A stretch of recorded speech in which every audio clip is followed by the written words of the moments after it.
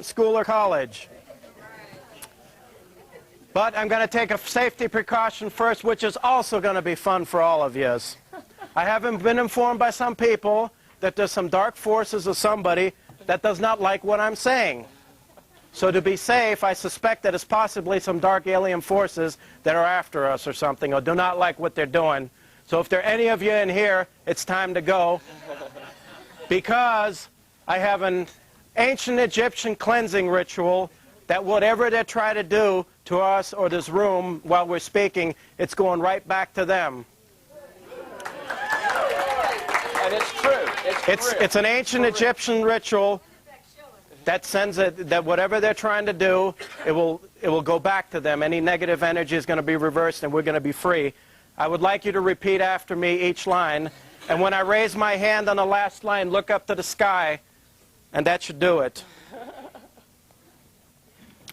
Awa ubena emnen.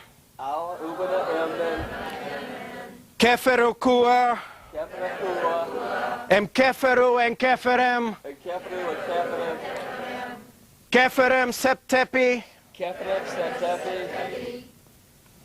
Shetu. Shetu.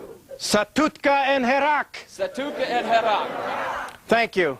We're safe now. Now we can begin. That was an ancient Egyptian prayer that cleansed them of Shetu. Grays, yeah. It's probably about 5,000 or 6,000 years old. I had to look it up before this lecture to... Okay. We may now begin. I'll see you. Okay. Okay, a while back when I started this, I was collecting ancient coins, and we got into commercial artifacts because many companies that deal in ancient coins, they feature other articles of antiquity. And I was going to write a book called Who Stole the Lamp? Now, if you're a coin collector, you have to travel to different places and to see the coins that you want to see. If there's a certain particular coin that you want to buy, you try to track it down and you try to get a good deal on it. And you see a bunch of other stuff too. And you meet people from Assyria, people from Iraq, people from Iran, people from Egypt, people from Greece, people from Kentucky, people from Indiana, people from New York City, all over the states that are at major coin shows around the United States that have their artifacts, that have their coins for sale. And the first portion of this presentation is going to be Who Stole the Lamp? Now, in many modern contemporary artifacts, what they suppose artifacts as genuine, authentic, artifacts of sorts, they feature these little oil lamps. They used to be $20, then they got up to $35, then they're $45, now they're $50, $60, $100, now they're $200. Every company features them in all their catalogs all the time. There's just endless. And I have examined literally hundreds of these. None of them have any oil residue. None of them have any carbon burn marks on them. But everybody swears that they are all authentic. So the name of my book, which is the first part of this, Who Stole the Lamp? So the only way that, as Paul and I do our research, things have to make sense. We can't just pull something out of the air and say, okay, this is what this means, or this is how this happened. There has to be a logical, definitive reason for why things happen in the sequential order that they do. And after examining literally hundreds, thousands of these, because let alone all of these warehouses like the Sadi Gallery out of New York City, who sell these things, and so many others, Amphora, the Helios Group, the Cleaton Group, the Tomlinson, all these coin companies that are now selling these ancient lamps, supposed ancient lamps. Who stole the lamp? The only conclusion that I could come to is that somebody 2,000, 2,500 years ago went through a town and snuck in everybody's house, stole their lamp because all of them are in perfect condition, stole their lamp, and then went to Judea, Palestine, Israel, and dug a hole and put them all in there and gently packed them all into this one hole, because they find them in, large quantities in certain holes, and they dig them up, and they sell them to Americans. You can call up this company here, and you can order 25 of this style. You can order 30 of this style. They have so many styles, and they each have their own little name. Each of them, they know exactly what city they come from, what year they were made, and what era that was from. Go ahead, ma'am. And it's like I say, none of them have any carbon residue. None of them have any oil in them, and they don't show anything. And these are two that just came out last week, and I wanted to bring them to show you that they are the most recent. And now they're making them real fancy. Some of them you can double as a pipe. Some of them you can do this, and they're $100, $225, $150, $150, $250, $125, $100, $100, $100. So there's big money in this. Extra fine condition. None of them are broken.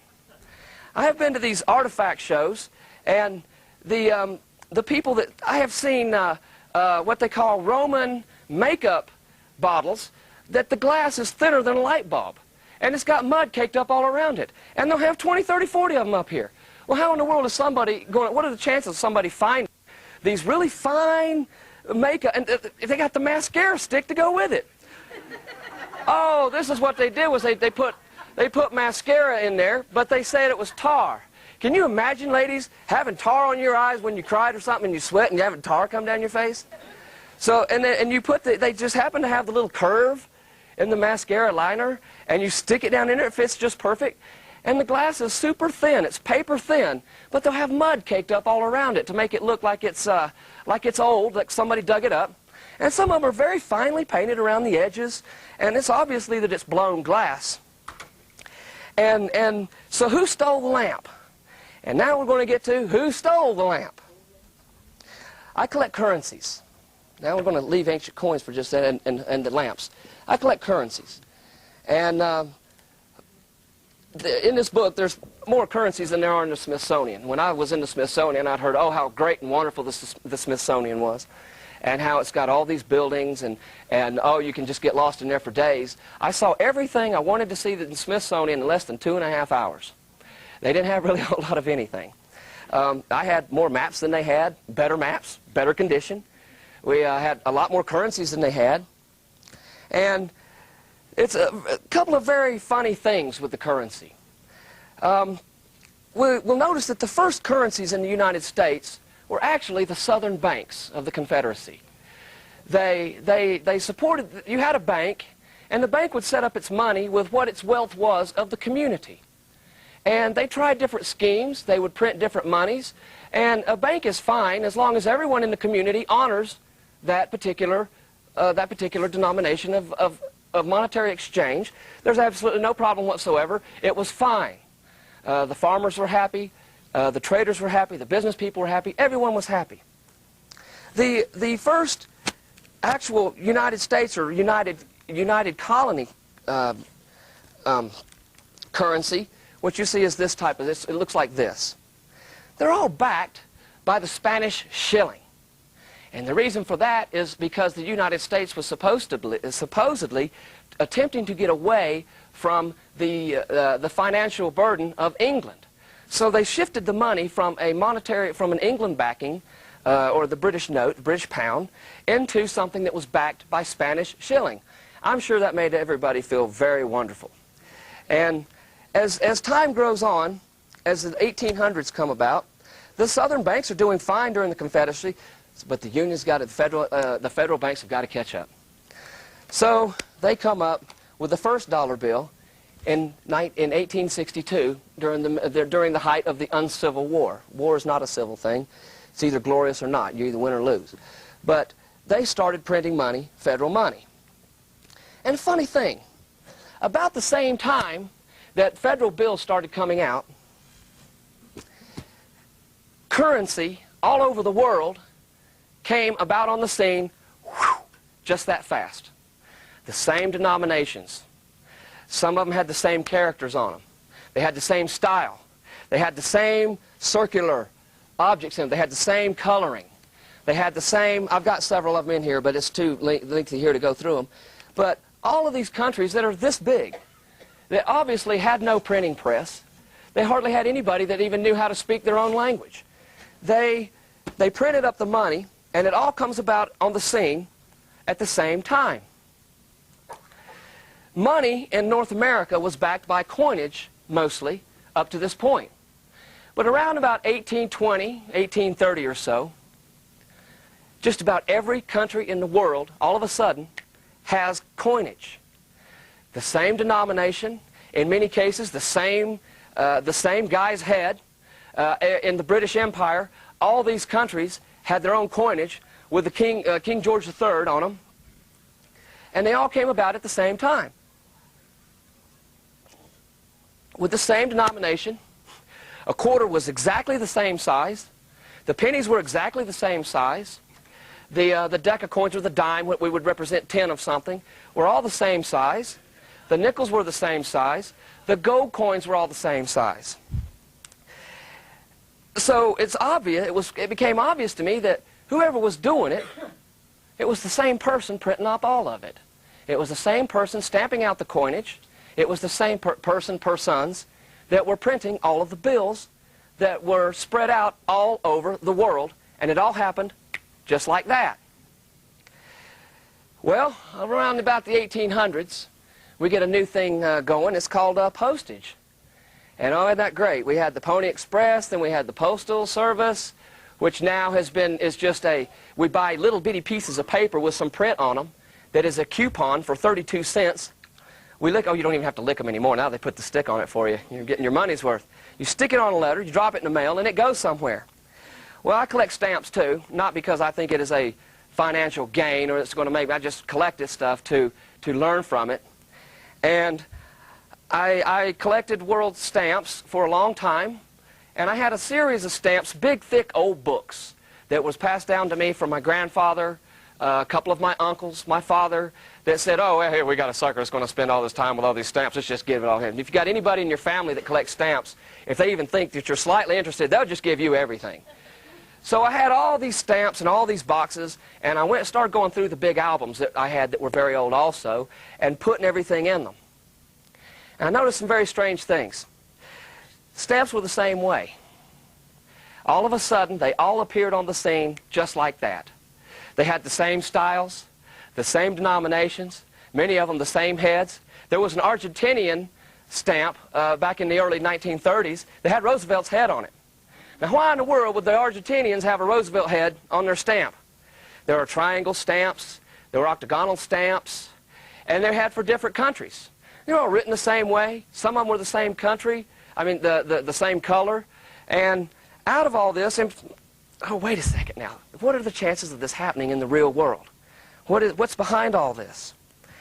And with the stamps, I noticed in doing it that there were some very small countries that had a series of 50 or 60 stamps.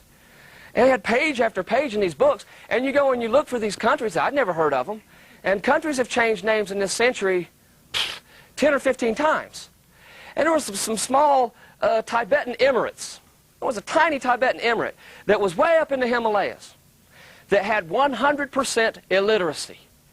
It was kind of like between the border of Mongolia, China / Russia, and they had absolutely no literacy. They had a language that they could speak, which was some off-the-wall dialect of Russian twisted into Chinese and whatnot. And I had a series of 30 stamps from this country, and everybody's illiterate. Well, who's writing letters to who? Who's paying bills? Is there a power company there? Was there a railroad? Was there postage? Yes, there was. But nobody could write letters. And it was obvious that all of these stamps, when you examined them, they all had exactly the same dimensions. I got down with a microscope and measured them all. And series, let's say that you have a certain series of stamps from the United States in 1935, just to give you as a hypothetical situation that I came across. You'd have a stamp that would be put and printed a certain color, a certain denomination with a certain number of little ridges on the stamps. Now, that's really important on stamps when you're a stamp collector. It's got to have exactly the right number of little squiggles on it. So when you tear it, you know, those little things that hold it together, perforations. When you tear it, and they give you all these gauges to measure it by, all of them were identical.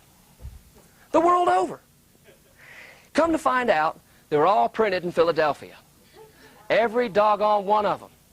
All the countries except for England, with all their stamps were printed in Philadelphia. Well, I got to thinking and said, well, look at this a little closer. And sure enough, all of the money, except for England and Germany, was printed in Philadelphia, Germany, because they were the ones making the presses for us to print our money. All of them came from the same place. This Saddam Hussein note was one of the most popular bills in Iraq during the Iraqi War, the Gulf War. While the Gulf War was going on and we were feeding the flocks with cannon fodder, this bill was being stamped in Philadelphia right next door to where your monies was being stamped at. Right next door to it. Was there a disruption in the flow of cash? No. Did they tell you about it? No. Did you read about it in National Enquirer? No. They don't want you to know that. They don't want you to know that all the money is printed in the same place, except for England and Germany. And I think France now prints a couple of their own bills. Well, there are other forms of currency. We have the United States Postal Money Order. It's as good as gold.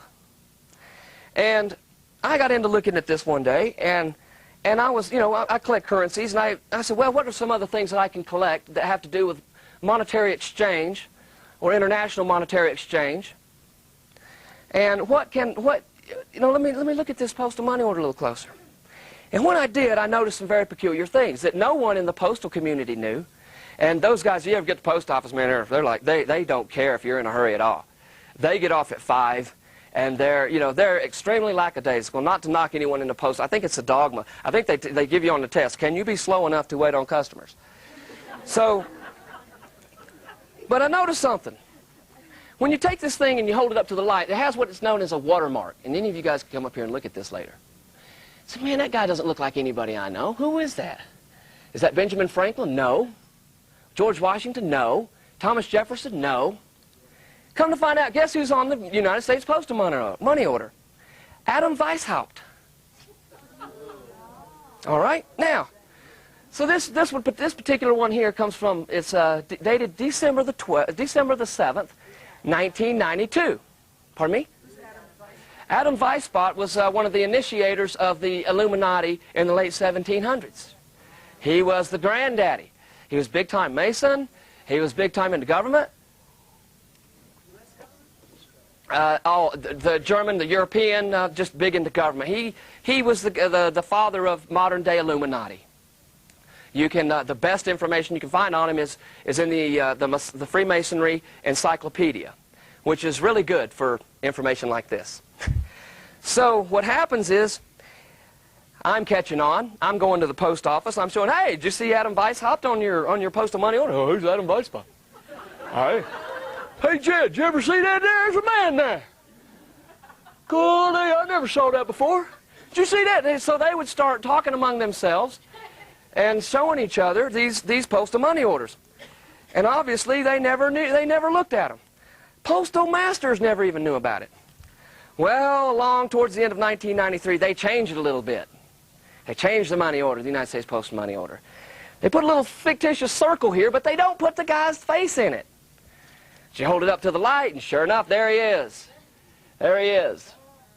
And what the lore is behind this, is my opinion, and you know, and I've tried it with some other people, is when you see the image here, that's when we got big trouble. When they bring Adam Weishaupt's picture in on your postal money order, people may ask questions, they may not. But they're preparing your U.S. postal money orders for it. And this is one thing that I wanted to show you and share with you. Now,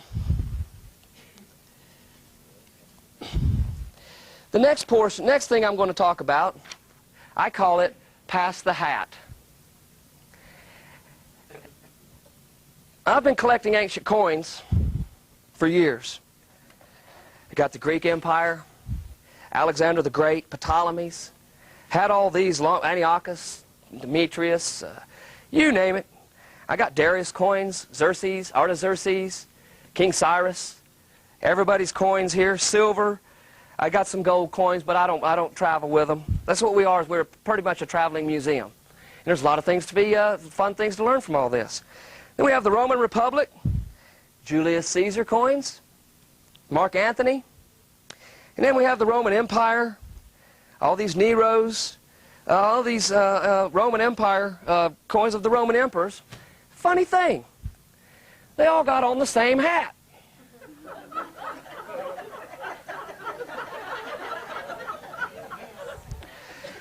Now, 98%, if you study, how many people study Roman history?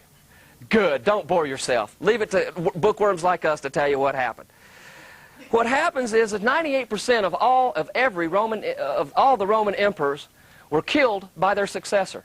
Either poisoned or had their throat cut, or, you know, a good one was if you were a son, you killed your dad. Then you were really cool. Can you imagine after you killed the guy, stealing his hat and putting it on your head? That's my hat now. Well, funny thing also, none, absolutely none of the museums have any of these hats. There are no Roman or Byzantine edifices, or Mediterranean edifices that have that show these hats in any perspective.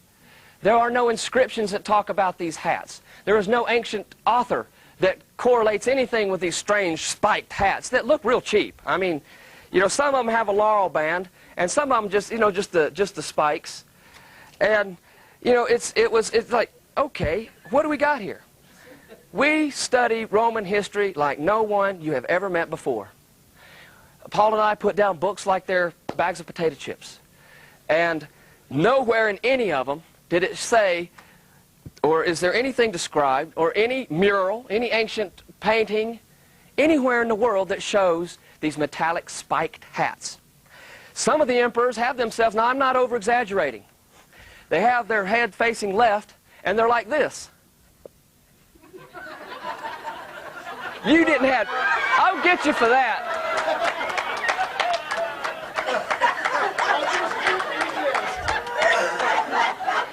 That'll be the one that makes it to the newspaper, I bet you. We found them like that. I found them like that. I found them with eyes like this. I found out if you're a Roman emperor, you know, how in the world would you tolerate somebody putting something so grotesque on your coin? Come to find out, there's several of them that are like that. I mean, you can go back through your ancient coin books at any time. A lot of libraries have them. They're real thick now. Back in the 1920s and 30s, they were thin. Then in the early 40s, they get a little bit thicker. Late 40s, they get a little thicker. In the 50s, well, by 1965, you can buy an ancient coin book that thick. Well, what happened? All these coins that of these emperors with their funny expressions in their faces, they're all in mint condition. They don't show any pocket wear. They don't show, and I've got all these magazines, all these catalogs. Trust me, ladies and gentlemen, we have more Roman coins in the United States today than they ever saw in ancient Rome. There's supposedly 15 ancient mints, but none of the ancient writers talk about really specifically, except for like the mint at Antioch, the one at Alexandria, there was one in Judea, just outside north of Judea. You know, there's a couple here and there. And a lot of the coins, like Paul's saying, is they must have handled them by the side because the edges are wore out. But the thing on the thing, so this is what they'd have to do. Hey, can you loan me a quarter? Oh, cool. Don't touch. Thank you. Thank you. And the edges are all cut. Well, funny thing, I found the same cut on my Commodus, identical under the microscope as the Hadrian. It's about, what, 50, 60 years difference there.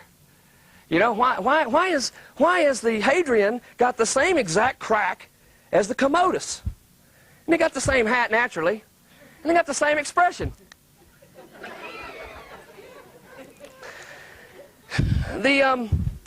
Another funny thing. These Julius Caesar coins say Julius Caesar on them. They say Caesar in English. A C-A-E-S-R. He was known as Yola Caesar or Ioa Caesar in northern Numidian. He was never called Julius Caesar. Hey, Julius! The letter J didn't even come into our language until 1775. They always used an I. And if you're thinking, well, what did they use for the J sound? They always used the DG. That's how come you have words like bridge, judge. You know, they used the DG combination, a soft G, to indicate what a J sound. Josephine. It would be Josephine. Yeah, no, but just because it's got a J in your book printed in 1990 doesn't mean that's what she was mentioning about the name Josephine. Was the early 1800s? Yeah, well, see, that was already after the letter J was in the English language and other places too. This was mostly for now. This particular Julius Caesar coin is a very famous Julius Caesar coin. Everybody wants one, me included, because it says Caesar on it. Now I got to use Paul as a witness here. As you know, you want to. I would drag him along to the coin shows. He wouldn't want to go, and I'd say, "Come on, let's go." We met an Assyrian coin dealer that goes back and forth. His name is Moffat, but he says, "Call me Murphy." Murphy. He wanted to have an Irish name so bad. He wanted to be American so bad. Murphy. And I told him, I said, well, you know, at one coin show, I can't remember which one it was, I said, man, I'd like to have one of those Julius Caesar elephant heads, you know, I mean, I really would. And what did he say? I have none right now, but I'm going back to Syria in 2 weeks, and I promise I will bring you back a Julius Caesar coin. I know exactly where to find one. I will dig you one up. I will dig you one up. I will dig you. I know where to dig for Julius Caesar coin. I dig you one up. I know the mountain and the hill where the coins are. Yeah, okay, thank you. All right. So, okay. So, what happens is, I see him at the biggest people in coin, that collect coins are called numismatists. I'm a numismatist. Like, man, why couldn't they have made, why couldn't they make it something simple to say? A numismatist. Well, I was at a numismatist show in Orlando. It was called the World Numismatist Society Show. And I'm walking along. Hey, Harry, come here. I have for you your coin. He goes, I saved this for you. I have these for you. And then, no, sure enough, he had my dadgum Caesar coin. Extra fine condition. Extra fine condition. I tell you, I know where to dig. Paul was there when I bought it too. I tell you, I find you one. I tell you, I know where to dig. Huh? So, and he was one. I really like Moffat. He's all right. I bought coins from him and through the years, and some of the other Assyrians and Iraqis and stuff that came. You want to buy ancient Iraqi coins, just see an Iraqi that deals in coins. They got it all. They got whatever you could, place your order, and 6 months later at a coin show, pick it up. And they don't even charge you freight. So that's just such a good deal. Some of these other coin companies that I'm fixing to talk about, they charge you freight. Well, another funny thing. Out of all these catalogs of ancient coins, none of them match. These guys have a new series every issue. These guys have different coins every issue. They're all extra fine. They got all these different Alexander heads. Well, Alexander, there must be over 200 Alexander coins. That's just in silver, let alone the gold. Paul and I saw a huge gold Alexander in pristine. You could count the whiskers on his face. A gold coin, a little bit less than an ounce. They wanted $10,000 for it. So there's money to be made. And it was like a proof. A proof is supposedly stamped twice and then polished. And it was as pristine as any proof I'd ever seen. Any ancient eagle, anything like that. And then I'm sitting there looking, let me tell you about this one particular coin show, though, going on to some of the other stuff. Well, first of all, these coins that are in these books, they don't even match the ones that are in the big thick books. They don't even match those. So it's like, why don't these guys get together and decide what they're going to do for coins? Today, this is one that came in last week. It's really outrageous. They have written on the coin, cold beer. K-O-L-B-E-R, cold beer. Now, that's in none of these other catalogs. How did he just happen to find some cold beer coins? It's in none of the other diaries. It's in none of the other coin books. It's in none of that. And when we were at the coin show in Orlando, you get to, there's a big Dr. So-and-so from Lexington, Kentucky. He's at all the shows. Dr. Crisp, the world's greatest in the United States numismatist. His name is Dr. Saslow. The incredible Dr. Saslow. He dresses up in a Roman huchika with the big Roman corons and got the shield, and he struts around there, you know, looking like a Roman. He's the one that had the big Alexander head. And oh man, he's like recognized as the world's greatest wacko numismatist.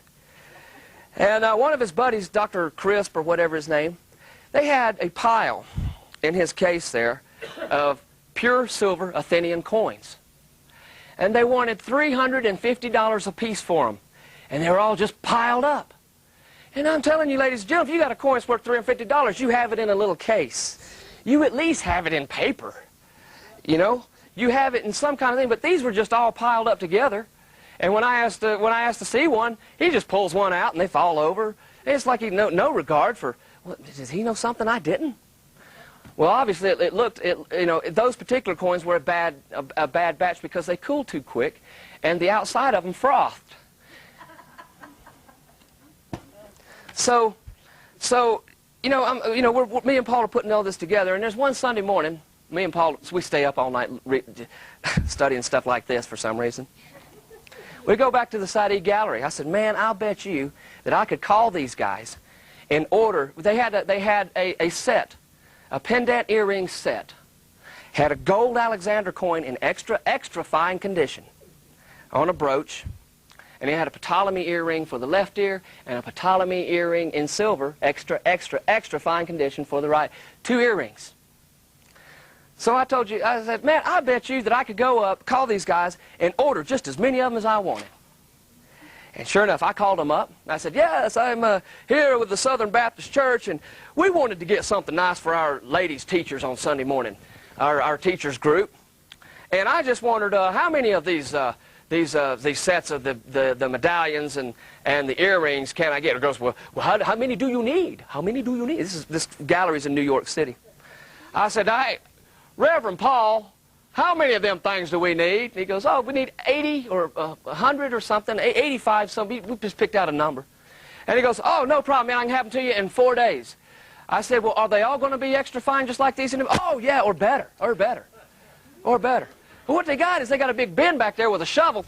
They throw them in the machine, and they wrap them up. Look at how many they have now. They have increased their stock so many times over. You can get them situated in a laurel leaf, in a chain. You got them facing left, facing right. You got them in different. There must be 30 different Alexander coins, and I know my stuff that I've never seen before. She's getting it. Whoever's back there, you're starting to get the hang of this. I like that. I can see those gears starting to. On the other page, they even got rings now that'll match your earrings and your brooch. You can go in and say, yeah, you see this? I got this Alexander coin from the Side Gallery. I paid $125. Here's one for $395. 325 BC.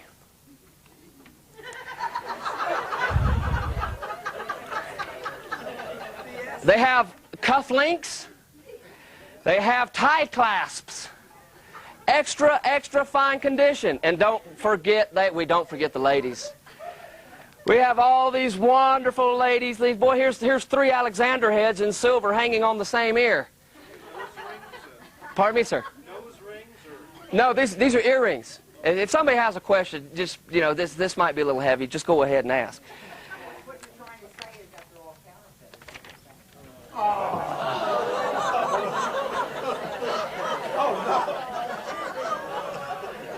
What did you say?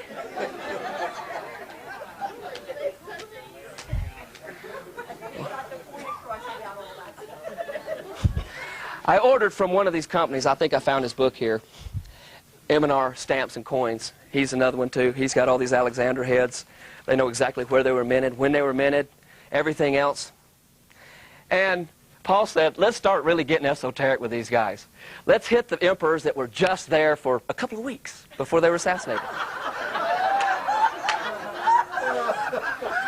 So one of the first ones I said, I just went through the book, Trebonius. So I ordered a Trebonius coin for 35 bucks or something. He comes back, he ships it to me, and they ship them in little cardboard. They don't put their return address because they don't want you to know it's coins. Oh, we've had stuff getting stolen in the mail because they could see it's a coin company. Well, that Trebonius coin was stamped out of aluminum. And this guy had the audacity. I told him, I said, yeah, I bought that Trebonius. I kind of wish I had kept it, but I was so ticked off about it.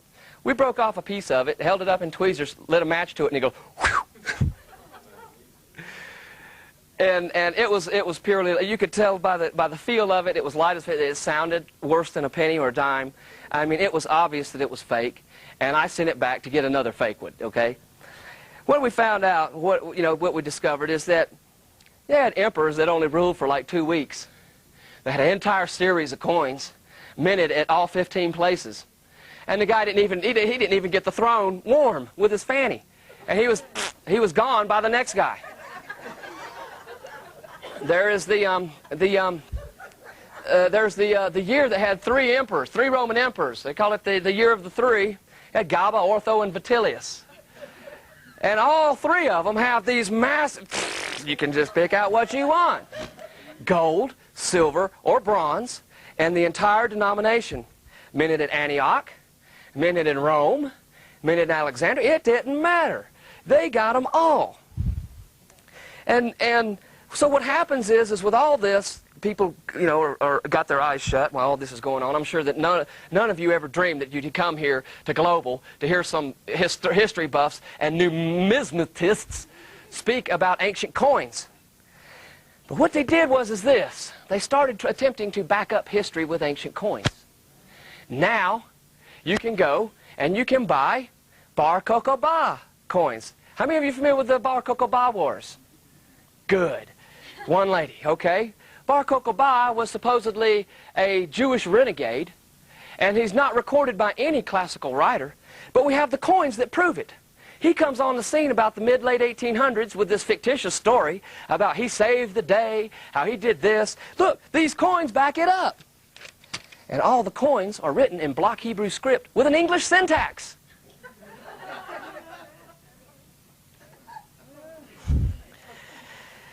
Well, some of them have a Latin syntax.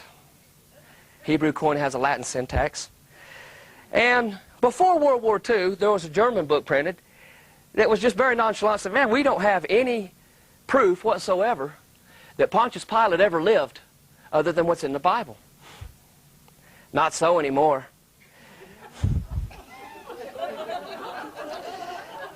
Behold, in all these magazines, all these books, we got Pontius Pilate's in mint condition out the yang-yang. We've got Herod the Great. We've got Agrippa. We've got them all. We know exactly where they were minted. We know everything. Where are they at here? They're everywhere now. We got Pontius Pilate. And another one is the widow's mite. The story, the parable in the Bible talks about the widow's mite. Well, now you can buy 50, 100, 200, 300, as many as you want. And you can get them, if you want to pay a lot of money, you can get them in excellent, fine, extremely fine condition. Or you can get the medium grade, what they call, what they call very fine or very good, and then you get good. And it's, what are the chances of us having today any ancient coins? Now let's put it in our perspective today. Think of how many pennies are out there today. How many times do you think somebody will find in 2,000 years from now a stash of pennies? A few years ago, actually about 3 years ago in London, England, a priest was hammering on a window. He dropped on the old monastery there. He was hammering on, I'm not making this up. I forget what the stash is called. Hammering on a window pane, putting in nails. He dropped the hammer. Well, instead of going out and around the cathedral, he just climbed out the window there and found, picked a hammer up and noticed a little gold coin there. Well, it just so happens that he found a stash of ancient coins of 3 Byzantine emperors. That's 4,000 miles away. Gold coins, all of them in extremely fine condition, and they were all an exact number. There was 100 of one, 50 of another, 60 of one, 120 of the other, 200 of this other one. And they were all perfect. Nothing half.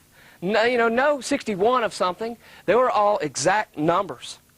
And what they've tried to do is create an enigma with these ancient coins that proves particular points in history that the history books today are trying to tell us.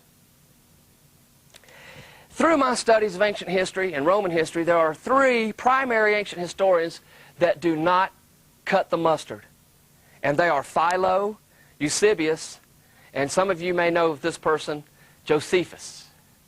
Josephus is supposedly a historian that chronicles the antiquities of the Jews. He does all this stuff, and it just matches the English King James Bible word for word. The only part he gets right in his history is what's in the King James Bible. The rest of what he says in history is just absolute mistakes. If you look in the Encyclopedia Judaica under Josephus, they will tell you that he was a bogus historian of about 1000 AD, that they took his work, added a bunch to it, stamped it with Josephus, and they started printing them in the late 1500s. He supposedly knew Aramaic and Greek. Well, in the front of every Josephus book, you can open it up, and you will see that the picture of Josephus on the front is identical to John Calvin of Geneva, Switzerland. It's the same guy, but he's got a different hat. Eusebius, I would just want to point out, is a lot of Eusebius is okay.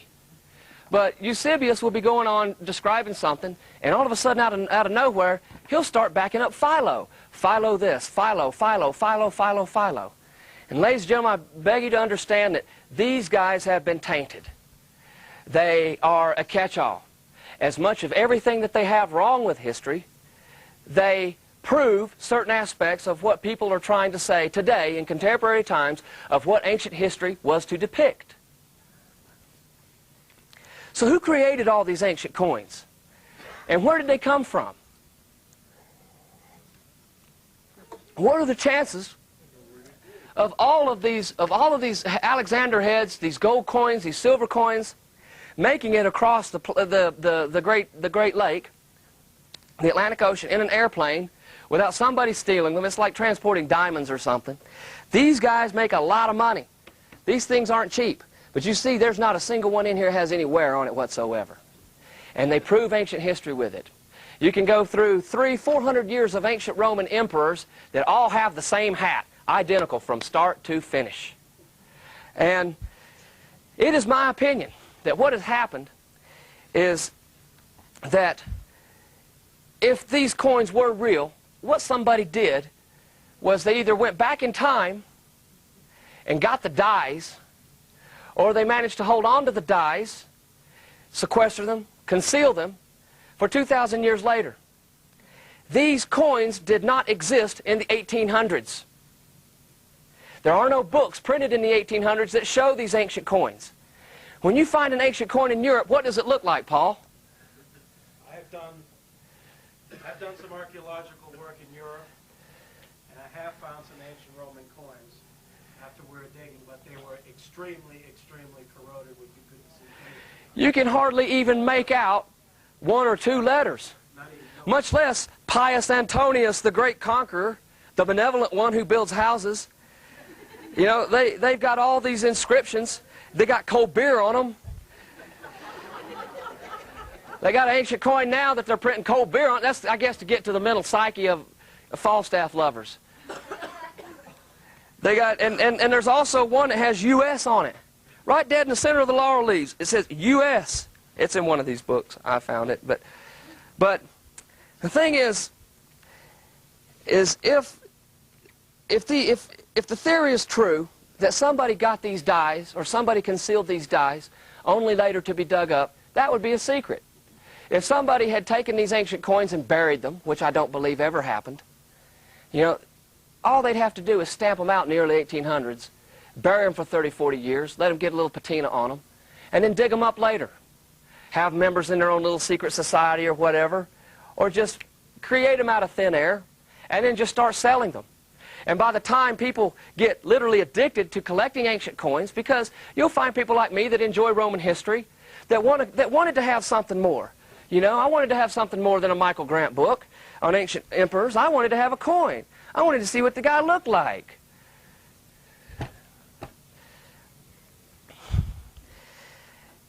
If someone has been, it appears to me that someone has been controlling the money for 2,500 years. And that same person controlled all the money, even in the contemporary times when they started initiating all of these contemporary coins, the ones that I told you that come about with the same weight, at the same time, and every country on the globe all of a sudden has their own denominations, everything. It's the same people. Now, if there is a conspiracy, well, you call it a controlled order. And had it not been for Brutus attacking Julius Caesar, the word conspiracy would not even really have to be in the dictionary. We've had 4 American presidents assassinated in public in front of everybody, and not a single one of them was a conspiracy. A lot of them are represented on your coinage and your dollar bills. Like a little, yeah, we'll get you. We'll kick you out and we'll make you happy. We'll remember you. We stick Kennedy's head on a $50. We got a $5 bill we can pull out. It's got Washington on it. I mean Lincoln on it. And he's real big. He's on a penny and a dollar bill. And as you look through all this and you see how the currency changed through the years, the currencies and the denominations, as the ink changed on American, so did the ink change on the Arabian and the Egyptian and the British, India, Australian, German, Russian. All the bills change color, and they have the same colors. They have the same sizes. They have the same layout. They have all the same stuff on them. The only thing that's any different is what was happening at the old Confederate banks and how they backed their stuff up.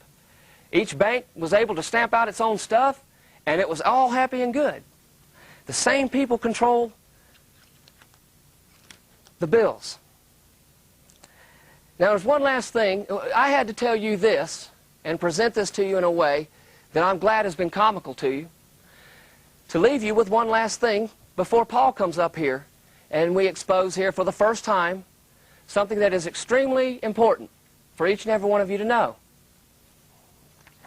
And I must leave it like this. The first person that we have on record that ever collected ancient coins, that ever collected and distributed and traded back and forth European coins in the late 1700s. Does anyone know who that person is? His name was Meyer Amstel Rothschild. Paul?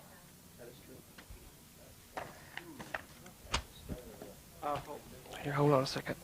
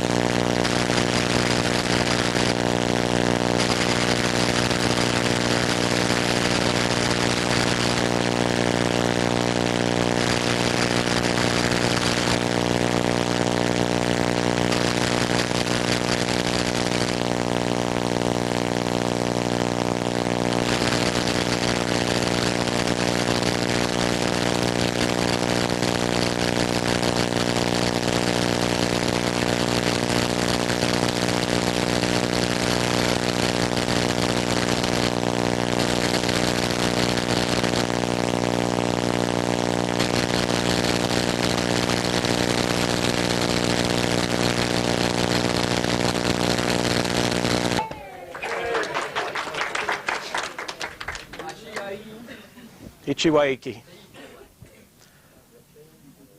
Okay, this segment here, I'm going to be introducing to you the flow of ancient languages and ancient scripts and how they relate to history. And some very recent research I've done, I've exposed one of the greatest historical hoaxes, and this is the first time that I'm announcing it. When I met Meharry, he had a lot of great books on ancient languages and ancient scripts. I got interested in some that were dealing with Hebrew and Aramaic inscriptions. There was always like, okay, ancient Hebrew inscriptions. I'd look in the books, and it was always an ancient Hebrew block script.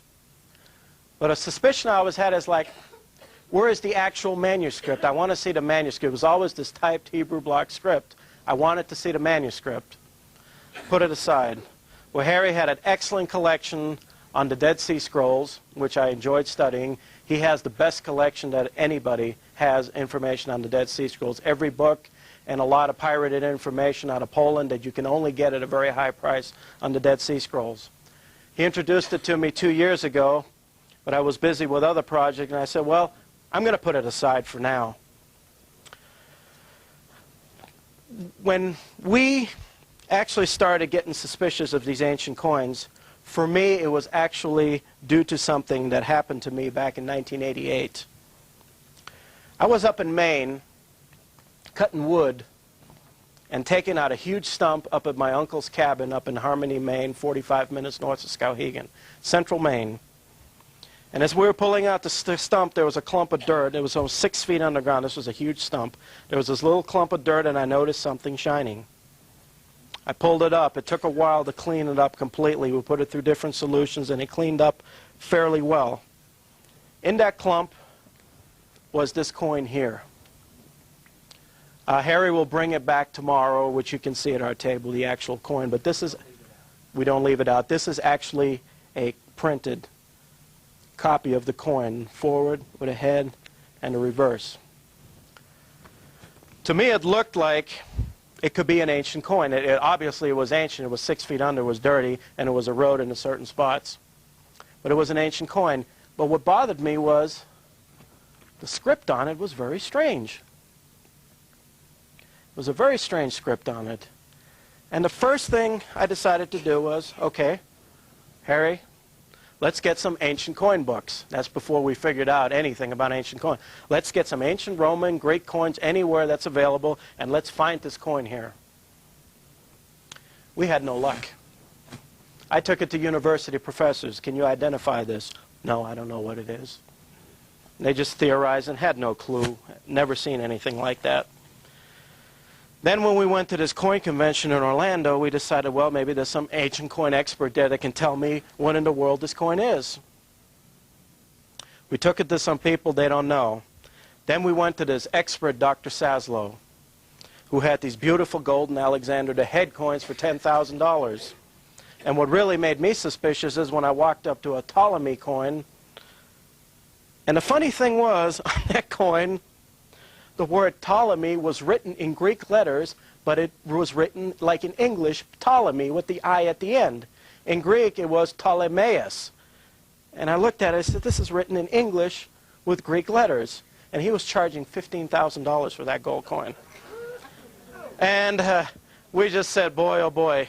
That's when we realized that a lot of this was fake. And we just happened to show this coin, and he looked at it and threw it back like that.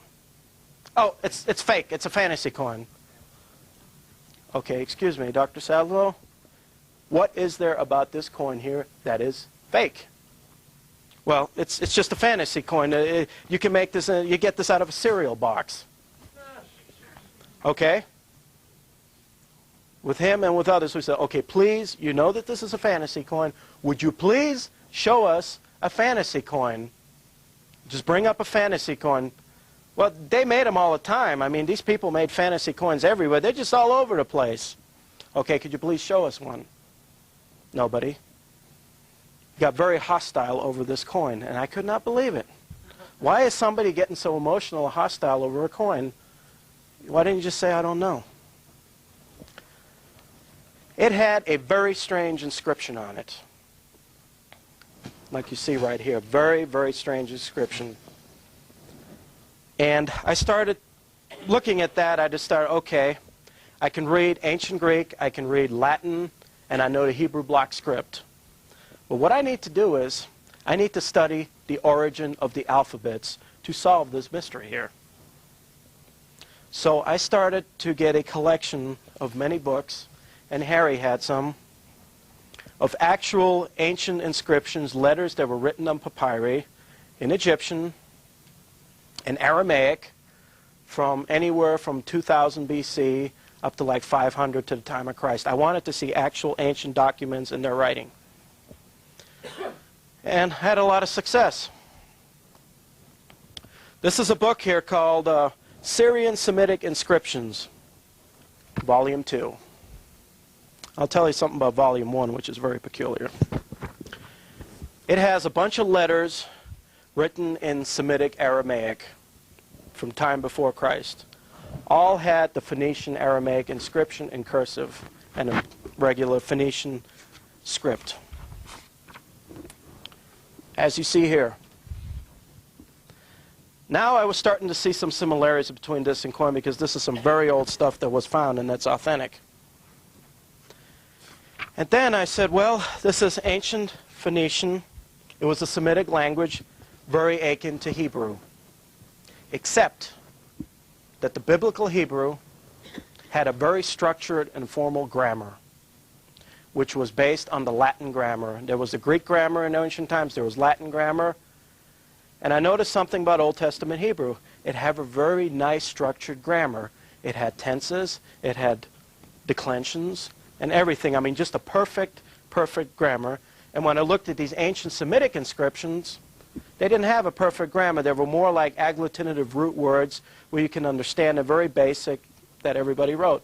And this is the pattern I was seeing on these ancient Semitic inscriptions.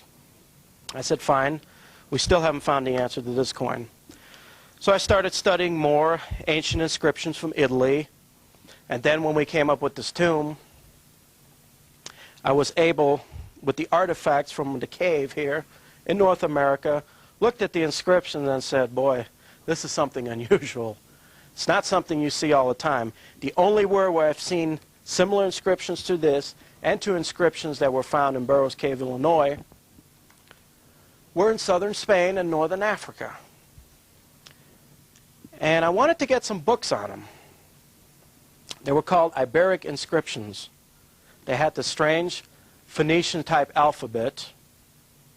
But the funny thing is, no scholar studied them. This is one thing you will never see in any school. They're kind of locked up in museums in Spain and Portugal. They're on display. Nobody knows what they say. Nobody has tried to translate them. They've had problems. They couldn't decipher them and all that. And when I deciphered the inscriptions from the cave, I found that they had an Indo-Germanic root very akin to Latin and Old Italic, very basic root. Noun, verb, subject, action, very simple writing.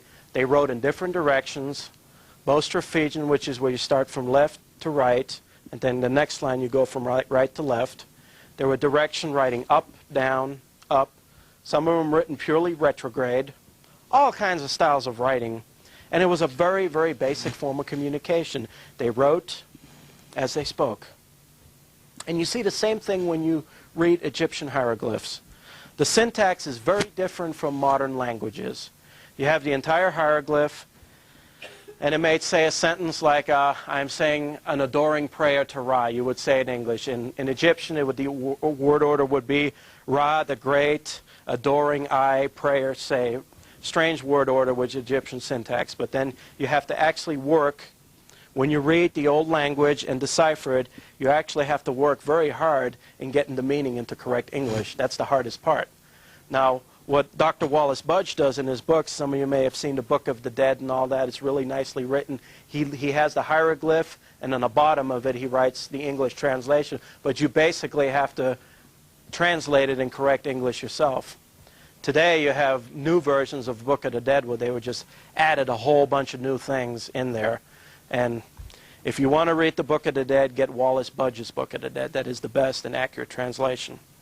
But this is one thing I noticed about all these ancient languages and these tablets that I deciphered. They had a very simple grammar, very simple syntax. And were relatively easy to read. You can make a free translation. Lots of abbreviations. When I studied Old Testament Hebrew and New Testament Greek is in fine grammar. It goes back to about 200 AD. You can see in the Coptic and all that, the New Testament, the Greek was such a refined grammar. It's pretty much case closed how it is. That existed.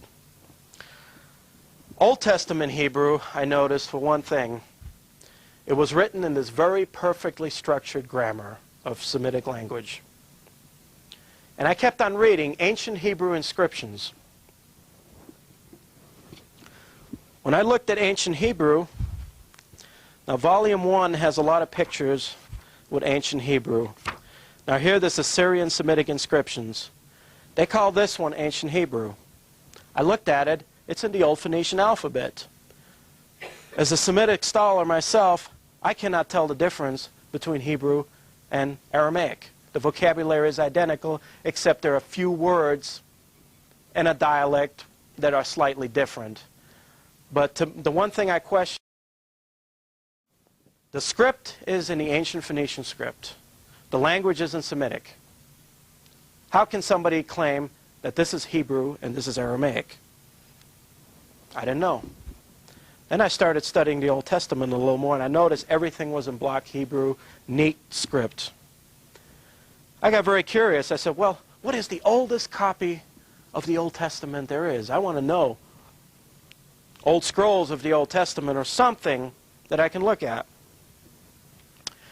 Well, as Harry and I do, we find the answers in Encyclopedia Judaica.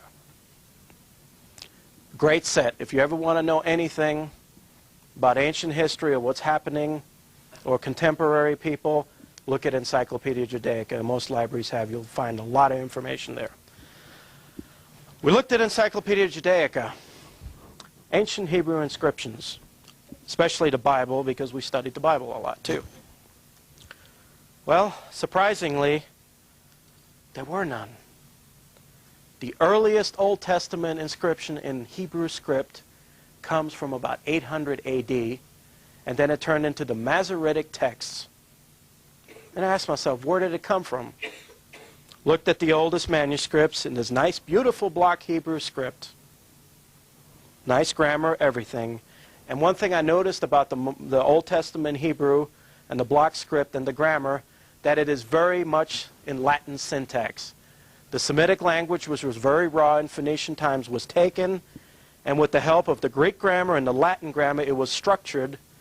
And all of a sudden, you see the appearance of the Hebrew block script with this beautifully structured grammar pop up in the Middle Ages about 750 to 800 AD. It's just everywhere. Just pops up out of nowhere, everywhere.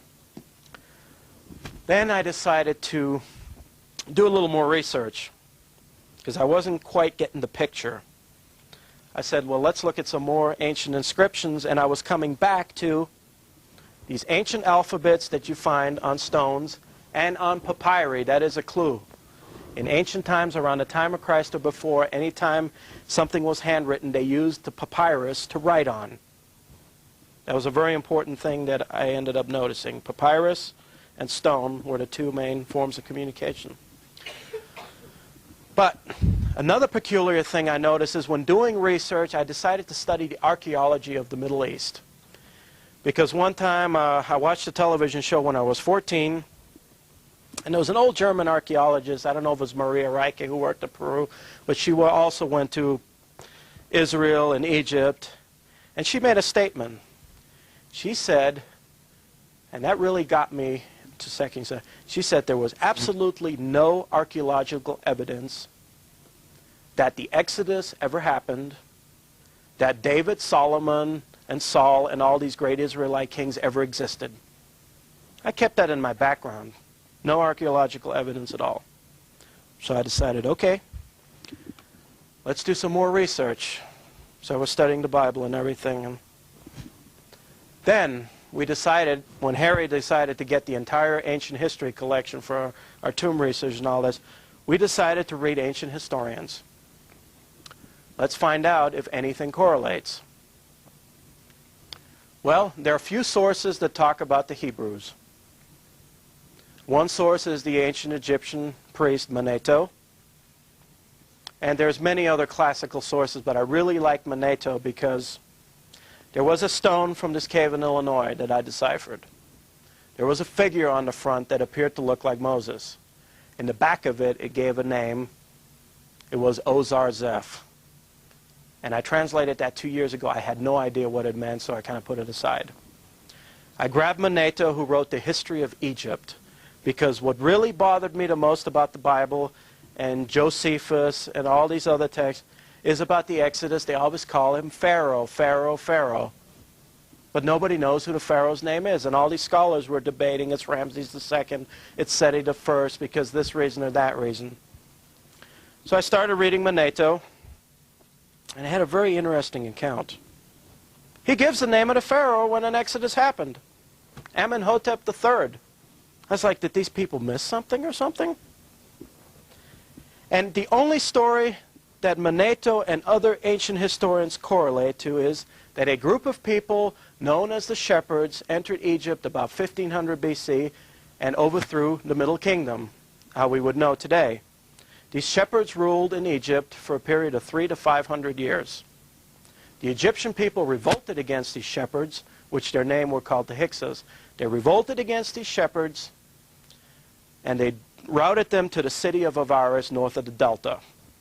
The shepherds were surrounded in that city by the Egyptian army, and they were about to be slaughtered when a priest of Heliopolis by the name of Osiris came out and agreed that he would lead the shepherds out of Egypt to the city of Jerusalem. And right there I found the name Osiris, and it said later he was known to the Hebrews as Moses. This is a sign of an exodus. They said they were exiled to Jerusalem. They were outcasts. They were lepers. They were everything that was against Egyptian, and they ruled the country for several hundred years, and the Egyptians liberated them, and they moved to Jerusalem.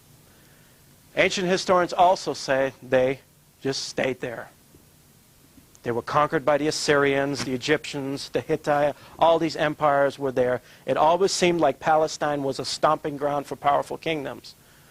There were just small vassal kings in Jerusalem and Judea, but there was never a sign of David, Solomon, or anything like that, which made me wonder, could it be just ancient folklore? People write novels and wonderful historical stories today. That could have been one of them back then, too. That's the only thing I could come up with. The whole thing, after the Exodus, the people settled there, and they just remained there until Alexander the Great conquered the Persian Empire, and Ptolemies took over Egypt. Then the Hasmonean kingdom was put there, but there was absolutely nothing in any history that indicated David, Solomon, or any great kingdom. And then it made me realize, well, maybe this is why this archaeologist lady said that there was no archaeological evidence. By the late 1800s, they couldn't find anything. But then a very peculiar thing happened. Around the 1870s and 1880s, this old Phoenician script, which they found many tablets of Phoenician, was deciphered by scholars. That was in the mid to late 1800s. As soon as that happened, there was a German minister, I think he was a Lutheran minister, that traveled to the Holy Land. And all of a sudden, he comes up with this rubbing, this huge rubbing of this beautifully Phoenician script.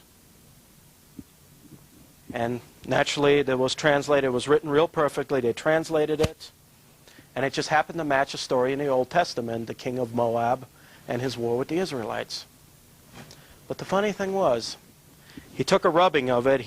The story was that he went out in the desert, and he saw this big, huge black rock just sitting out there in the middle of nowhere. A well-traveled place, but this big black rock just happened to be there. Nobody noticed it centuries before, but in 1885 it was just there, looking at him with this beautiful script. And naturally, this preacher knew how to read it. He took a rubbing off it. He took it back to Jerusalem, and 24 hours later, everybody knew the translation. I mean, it happened so fast. I mean, I can't even decipher a stone that I know real well in such a speed. I mean, this guy was out in the desert, met with the Arabs, took a rubbing, ran back to Jerusalem on his camel, and had the translation. The great Moabite stone confirms the story in the Old Testament. Well, then other people got all excited. All the scholars got excited. Well, we want to go see the Moabite stone. Well, guess what happened? Those damn Bedouin Arabs did not like the white people, you know, the Europeans coming in. And what they did is, to really aggravate him, they took that black Moabite stone and threw it in the fire, and it just burst into hundreds of little pieces. It was burnt up. Well, I've burnt stone before, too. Couldn't they just pick up fragments or something and show, well, this is a little piece of what was left, and here's a letter? No, there was absolutely nothing. It just turned into powder. Nobody saw anything. Well, they still had that rubbing. And today, you will see in any book here, Moabite stone. They took the rubbing and they kind of made a plaster casting out of it. And it's even in this book here. With the beautiful translation, it happens to be in the perfect grammar. Not in the older style Phoenician grammar, but in this modern Hebrew grammar with Latin syntax. But in the old writing, as soon as the old Phoenician script was deciphered. Well, and it's in here. You can look at it. There's a picture of the Moabite stone. Very famous. All scholars consider it authentic. Naturally, when we...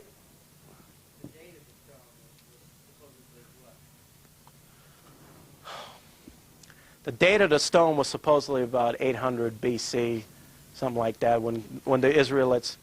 Oh, it's a long, long story. I can read it to you later. But it actually matched the Old Testament perfectly. Exactly. It matched that perfectly. But today you can go to the Hebrew University and the Moabite stone. It's authentic. But I mean, when other people bring artifacts and talk about it, and they're like, well, we have to see the stone or else it's a fake and all that. Well, guess what? Moabite stone doesn't exist. It's just a carving of it, but it's authentic. They've proven it. Well, they found another stone in Brazil.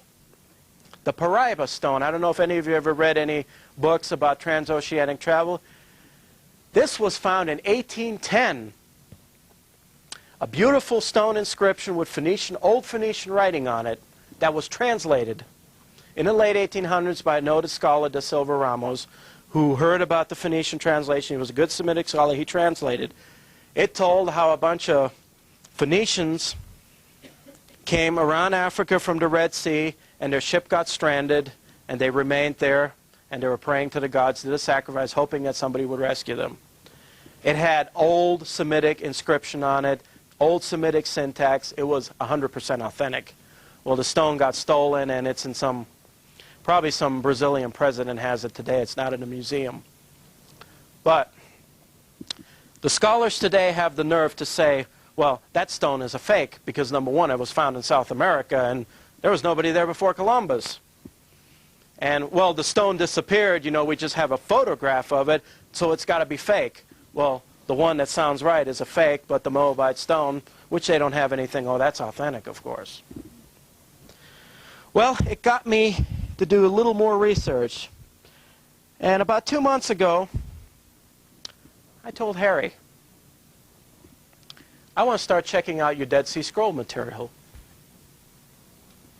He has the whole story on the Dead Sea Scroll, the discovery of Qumran.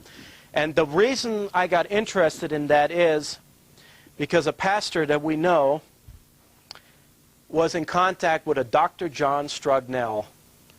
When the Dead Sea Scrolls were discovered in the Qumran caves in 1947, Dr. John Strugnell, from then on up to recently, has been the most noted scholar on the Dead Sea Scrolls. You find a magazine called Biblical Archaeology. That magazine was created only to give out the information on the Dead Sea Scrolls. If it was not for the Dead Sea Scrolls, that magazine would not exist. But there's one thing about Dr. John Strugnell. I think in late 89, early 90, he made a very derogatory statement about the Israeli scholars and about the church all along concerning the Dead Sea Scrolls, because they've been hushed up for so long. This is one thing that bothered me for years. What is this big hush-up deal over the Dead Sea Scroll? Is there some key information there that we're not supposed to know? Well, when Harry showed me the translation of the Dead Sea, there was nothing really derogatory. I mean, I couldn't see anything that would really upset a lot of people or anybody. It was all right information. A lot of it matched the Old Testament. It was written slightly different, but I could not see the information being a threat to anybody. Well, Dr. John Strugmel made a very derogatory statement in 1990 and actually slammed the Israelis completely and slammed the Catholic Church, and they denounced him. He became a total alcoholic, and he's kind of in hiding right now.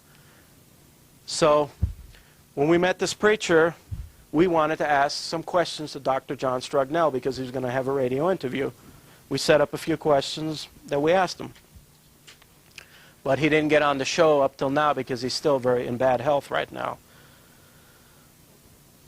We hope soon we will get to talk to him because I want to confirm my theory to him. I felt like that there was something that Dr. John Strugmel knew that wasn't being released to the public. Not that he made derogatory statements or anything. I mean, this guy was working on the scrolls for over 30 years, and all of a sudden he was thrown out of it completely. Another thing, and he was the only secular scholar to work on the scrolls.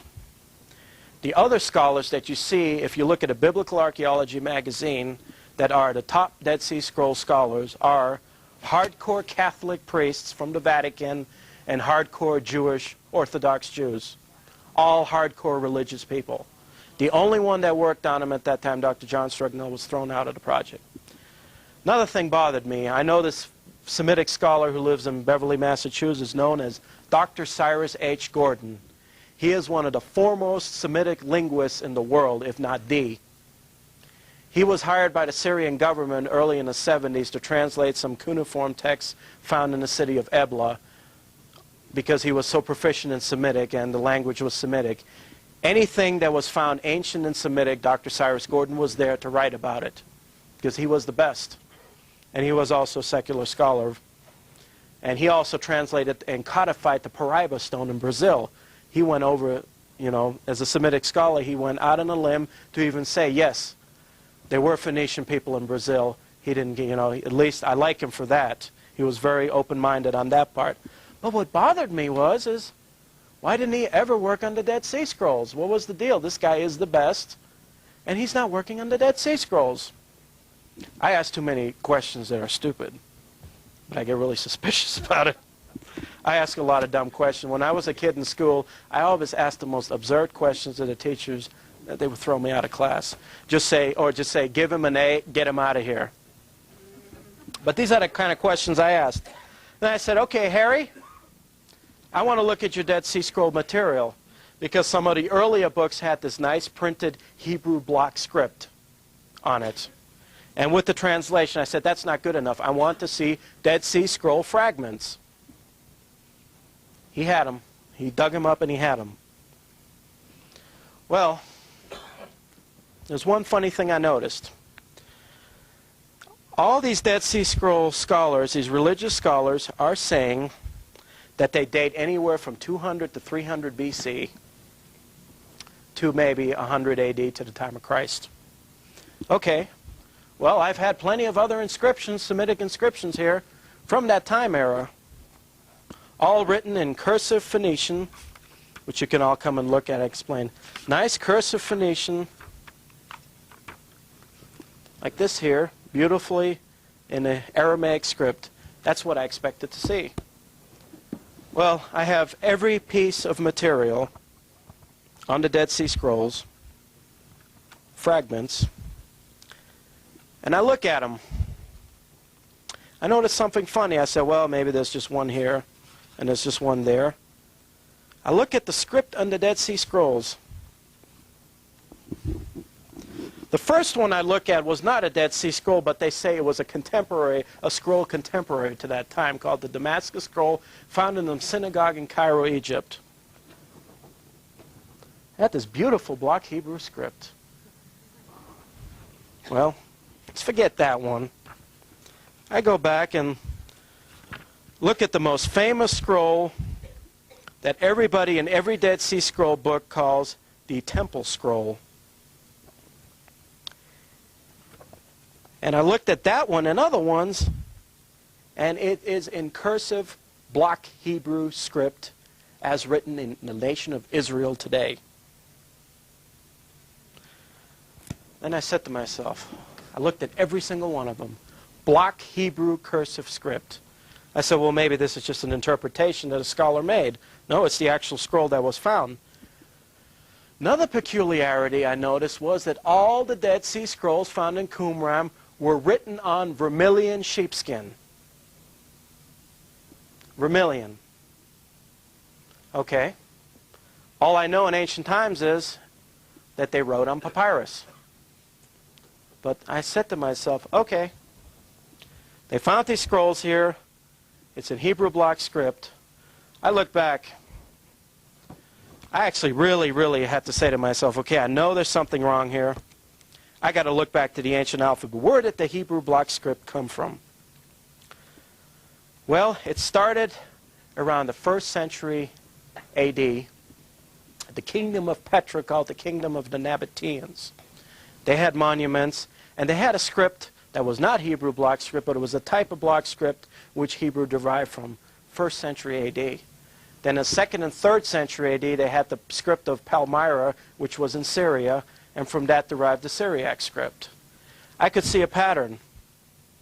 There were a bunch of Pharisees in Syria in the 3rd or 4th centuries that had the old Babylonian Talmud, and what they did is they adopted the old Palmyrene script from 200 A.D., and they wrote their Talmuds and their Torahs with it. And then all of a sudden, you notice about 800 A.D., the perfect Hebrew block script in the Torah scrolls comes about. That's the oldest ones you can find. But I said to myself, if these Dead Sea Scrolls stem from 200 BC to 100 AD, why are they written in Hebrew block script? There's something wrong here. And why are they written on vermilion sheepskin? I did a little research on vermilion sheepskin. Those maps that you seen at the lecture of the inner earth and all that from the 1500s, all these old maps from the 1200s, anything written on to the 1500s, were written on vermilion. Then I started getting a clue, well, who could have deposited the Dead Sea Scrolls? And the famous one was the Temple Scroll, talking about the gold of the temple, the treasure of the temple, and all that. Okay, I look back, vermilion sheepskin.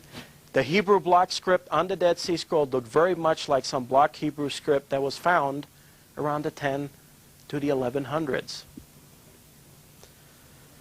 Okay, then I said to myself, well, does anybody know who ruled Jerusalem in the late 1100s?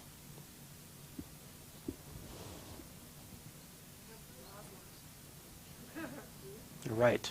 The Crusaders, the Knights Templars, Godfrey from Bouillon, Jerusalem, 1100 AD. And that made sense to me. Written on vermilion skin, block Hebrew script, the Knights Templars deposited there. They took some Pharisee Jewish rabbis with them to codify a history and an Old Testament. They needed something to prove the originality. That's what I came up with. Knights Templars. They deposited them there. Another thing I studied is there is the famous copper scroll that was found in Qumran right near the Dead Sea. Now, as you know, the Dead Sea is a very, very salty sea. The wind and air blows, and there's a lot of salt air. When I was a kid, I used to play with a chemistry set a lot. And I used to get a little vial of copper where I could play with, cut the copper and do my experiments. But one time I had a bunch of copper wrapped up and I left it out. Well, after a few days, I noticed it started turning green. I left it out for a month with a little moisture here and there. It got terribly corroded. Well, there's this famous copper scroll that was found in one of the Qumran caves. It had slight green corrosion on it. And what they ended up doing is this copper scroll was rolled up in block Hebrew script, and it had a coat of green corrosion on it. In a dry air or something, if it was 2,000 years old, it wouldn't have lasted in the salt air. But the strange thing they did is, you could really tell how they could appreciate such ancient art, an artifact like that. You have a thin, very thin copper scroll rolled up. Now, I would think that if I was very careful, I had a precious ancient artifact here, I would unroll it very slowly, the whole thing, and flatten it out. No, they had to get this piece of equipment. How much did it cost? I think it was $500,000. $500,000. A little saw of a 10,000 millimeter. And they chopped that copper scroll up into little tiny square fragments and just banged it together. I mean, is that how you treat an ancient artifact? And they're writing a whole article about the copper scroll in there, bragging about how they chopped this thing up into little pieces and soldered it back together with solder. And I'm like, you know, they found these beautiful Etruscan gold foils in Pergi, and I mean, they went through a lot of trouble to uncover them. I mean, those were like from 500 BC, but the copper scroll here, chop it up, we'll solder it back together, and we'll write something about it. That's the way you treat something. And the funny thing is the corrosion in the copper was very minimal. Not for maybe a few centuries, I would say, okay, in dry air, but not 2,000 years. So I put together that who could have done this and what effect does it have on everybody today? Well, let's say the Knight Templars retook Jerusalem. Naturally, they would. At that time, they didn't know about the Phoenician alphabet. So they decided, this is my theory, what happened, when Godfrey of Bouillon of the Knights Templars came in, they had to create something to make them look like they're the seed line of God and the seed line of Christ, that they have a right to that land. So what they did is they took a Jewish Talmud scholar, brought him with them, and told him, okay, we have the Old Testament and the Bible as there, but we want to write our own version and write it in the ancient Hebrew script as they knew it. And they wrote it on vermilion because they had no access to papyrus at that time. Egypt was under the Muslims, and they didn't use it, but they had no access to papyrus. So the only thing they knew is vermilion sheepskin. That's all they had to write on, and that's what they did. And they deposited in the Qumran caves the great temple scroll, all the old books of the Old Testament, everything, put in there and sealed up. Well, eventually they were driven out by the Muslims, and one thing I don't understand is that Qumran area was very well traveled. Now, either somebody was guarding it the whole time, who knows? But the peculiar thing was that in 1947 they were found when the State of Israel was created. The State of Israel was created, and boom, these Dead Sea Scrolls were found right there in the Qumran caves. And just happened, some shepherd boy just happened to come by and throw a stone in there, and oops, well, we got to look in here. Nobody ever, didn't dawn to anybody to look at it before. So what I'm thinking, maybe somebody was there the whole time for centuries guarding it or something and told them, stay away, and okay, let's open the doors and seals, and one of these Arabs will find it, and we got this great discovery. So now this explains to me what the whole hoopla was over the Dead Sea Scrolls. It wasn't the content of the scrolls or the information. I think it was that somebody, an intelligent scholar, would be able to detect that it was written in the block Hebrew script and not in the old script it should have been written in, and would have called a fraud on it. So they took their time in releasing it. And biblical archaeology by Herschel Shanks thrives on the Dead Sea Scrolls. Another peculiarity with biblical archaeology is all of a sudden you're finding these collections that were found in Israel. You can go anywhere in Jerusalem now and dig. An Israeli archaeological expedition will dig in Jerusalem, and they're guaranteed to find artifacts saying King David on there in English syntax. Recently, they found the tombstone of Caiaphas, written in block Hebrew script. We found the tombstone of Caiaphas, one of the Pharisees that judged Christ. Just popped out of nowhere. Nobody's seen it before, but now I think you can even buy it now. Probably in extra fine condition. You have that piece of paper you showed me earlier today? No. Okay, Harry found something very peculiar. I'll show it. From the Sadiq Gallery, there was a piece of paper there. It said that you can buy a Hebrew scroll on vermilion from 1100 AD for $49,000. Hebrew block script scroll on vermilion for $49,000. And they tell you 1100s. That's an actual one from the 1100s on sheepskin for $49,000. So that explained to me it's the same thing as the Dead Sea Scrolls, that they got it somewhere else. There it is. So I'm asking myself, okay, put all this together. The Knights Templars deposit the scrolls there. The State of Israel gets created. which for a lot of people know that the whole thing was owned by the Masons and the Templars, and they owned the whole state and everything. These scrolls get given. So why did they do that? Well, I guess they're trying to use religion as a form of control. I'm not saying that the Bible is not true or anything, because I really enjoy it. But what has been done to this book and to the teachings of Christ, and even if it's old stories, when you read the Genesis, Old Testament, there's some stories in there that very much match the old Sumerian and Akkadian cuneiforms of creation and all that. Obviously, this had a source in other writings. It's a very good thing. But what has been done is, the aliens or whoever, what I can see in all religion, the powers that control, they have taken, even in the Egyptian religion, you see the same thing happen. Rules, rules, rules. You must do this, you must do that. Don't do this, don't do that. I don't want to live under rules like that. If you don't go to heaven. If you don't, you will not be mummified and get eternal life. You see the same pattern.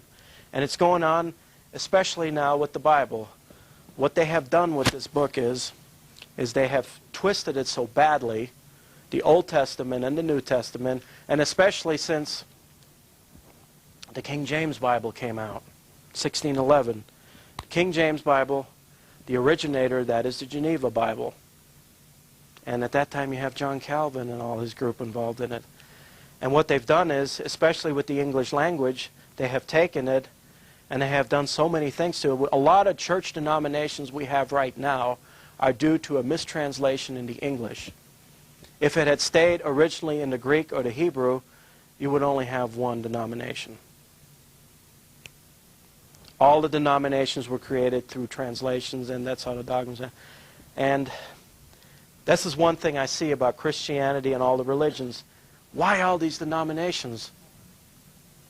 You divide them, one fights the other, you turn them into a business, and none of them are united. You have so many forms of Christianity right now. Pentecostals, Anglicans, Catholics, Byzantine, Greek Orthodox, Russian Orthodox, tons of them. But all profess to be following the teachings of Christ. If everybody just had read the New Testament in the Greek the way it was, there would only be one way. So what they've done is they have taken a very holy book and the teachings of a great Savior, and what the Bible means to a lot of people is it's something sacred. They have taken it, and what they've done is they have twisted it completely to create so many denominations that now you have one church group fighting the other. Now it's like a business. Well, I got to build my church here, and I got competition. I got to get these people here so they can put their money in a basket every Sunday. This is what we have now. And it's all controlled by the high priests in our government. They control everything. And as long as they keep everybody divided and everybody bickering one another, they have nothing to worry about. Divide and conquer. And that's what I seen happen. And what they're doing is they're codifying it, with the Dead Sea Scrolls. This is a big, big thing. Everybody needs to know that they're using them right now to make a lot of money off of people. They're making money off of scholars. They're making money off of magazines. And it's terrible. I mean, this is what Harry and I are here for. We want to bring this information out, and we want to stop any fraud, because it is not fair to be messing with anybody's belief system. If they believe in something, it is really cruel for a high power to be really deceiving people on belief systems and all that. And the truth needs to come out. Final thing I want to show on scripts for is that here you have the ancient Phoenician scripts of olden times. I always wondered, where did it originate? A lot of scholars were saying, well, it originated from Egyptian hieroglyphs written in cursive form. But some of the letters didn't match and all that. And I always wondered where the Phoenician or the Aryan alphabet, which our modern alphabet right now is a descendant of, where it originated from. Well, I couldn't really find a point of origin. You had the Egyptian hieroglyphs, you had Sumerian hieroglyphs, you had the Akkadian, and all of a sudden, around 2000 BC, comes this beautiful commercial alphabet. It just pops out of nowhere. And it's more convenient than hieroglyphs and the hard chicken scratch cuneiform. It's a very excellent commercial script like ours today. You can write. Beautiful to write. Where did it come from? Well, funny thing. Have any of you seen the video, Alien Autopsy? They show you some beams, supposedly from a crashed saucer at Roswell. And on these beams, there are alphabetical characters. When you look at them, you will see that they're not ancient block Hebrew script.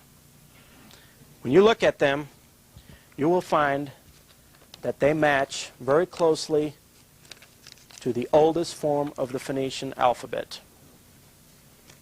That may be where the origin is. Now, another deception that I have just recently, just this week, discovered is, I don't know how many of you are familiar with Drumbelow Melchizedek's work and Winter's work. Some of the metaphysical things I can't argue. If I can't prove it wrong, I leave it alone. I can't argue. But there is one thing that he is stating that is a total crock.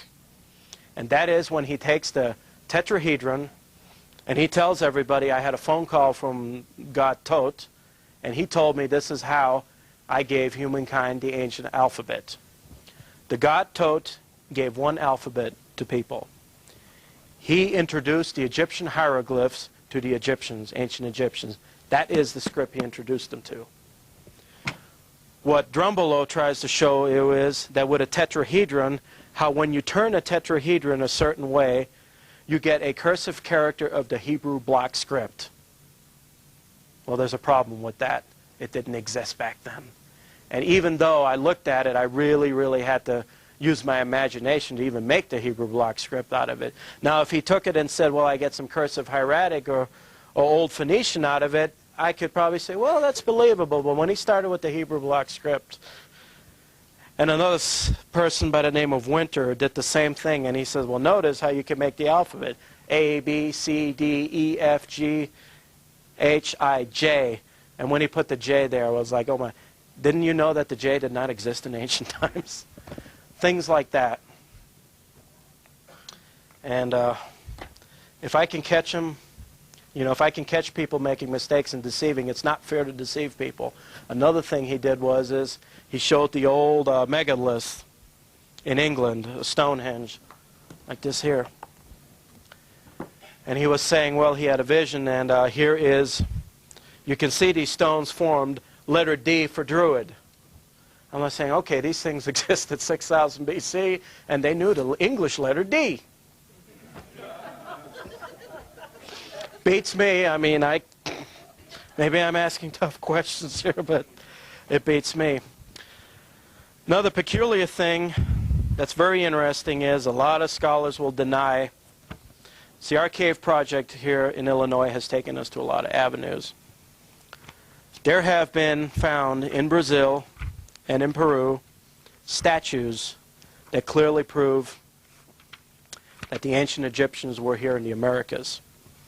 This is one of my little favorite ones. A good colleague of mine sent a copy. I've also found it in this book here. There's this little black basalt Egyptian statuette that was found in the jungles of the Amazon in some ancient city. And what I looked at it, and of course, the bizarreness of the script right there, to me, spells authenticity. I had to look very hard to decipher it. It's one of these strange inscriptions that you find that very few scholars even know about.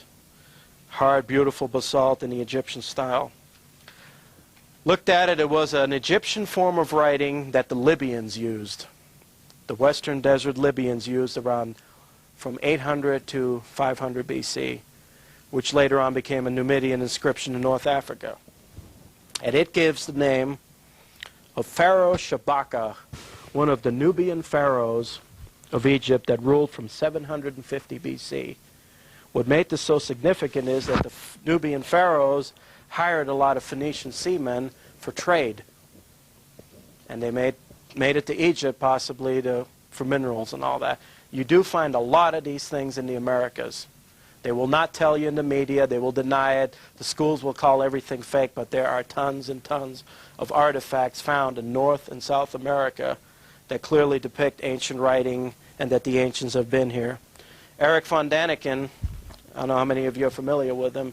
He's famous with the Ancient Astronaut Society. He went to Peru and visited an old priest in Ecuador, visited an old priest named Father Crespi. This man had a tremendous collection of gold artifacts and stones with inscriptions all over them, made out of solid gold. And he got them because he did a lot of favors for the local Indian people. He was nice to them, he fed them, he gave them a meal.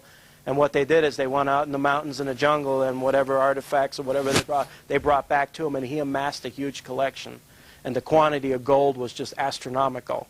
The gold had writing on it, it had beautiful pictures, it had pyramids. If some of you have seen the book Gold of the Gods, it's in there. But there's some good pictures here. Big, huge gold stela with script on it. Script here, script down here. Beautiful thing. And all the scholars and professors ignored it completely. They wouldn't even look at it. If it's not for Eric von Daniken, we would not even know about this wonderful collection. They just ignored it, and when Father Crespi died, all the artifacts got scattered again, and a lot of them are lost. It's another unfortunate thing. So there's so much evidence around that points that this was a small world back in ancient times. People sailed back and forth. And I don't understand why government or the establishment is completely covering up such knowledge, because it's just treasure.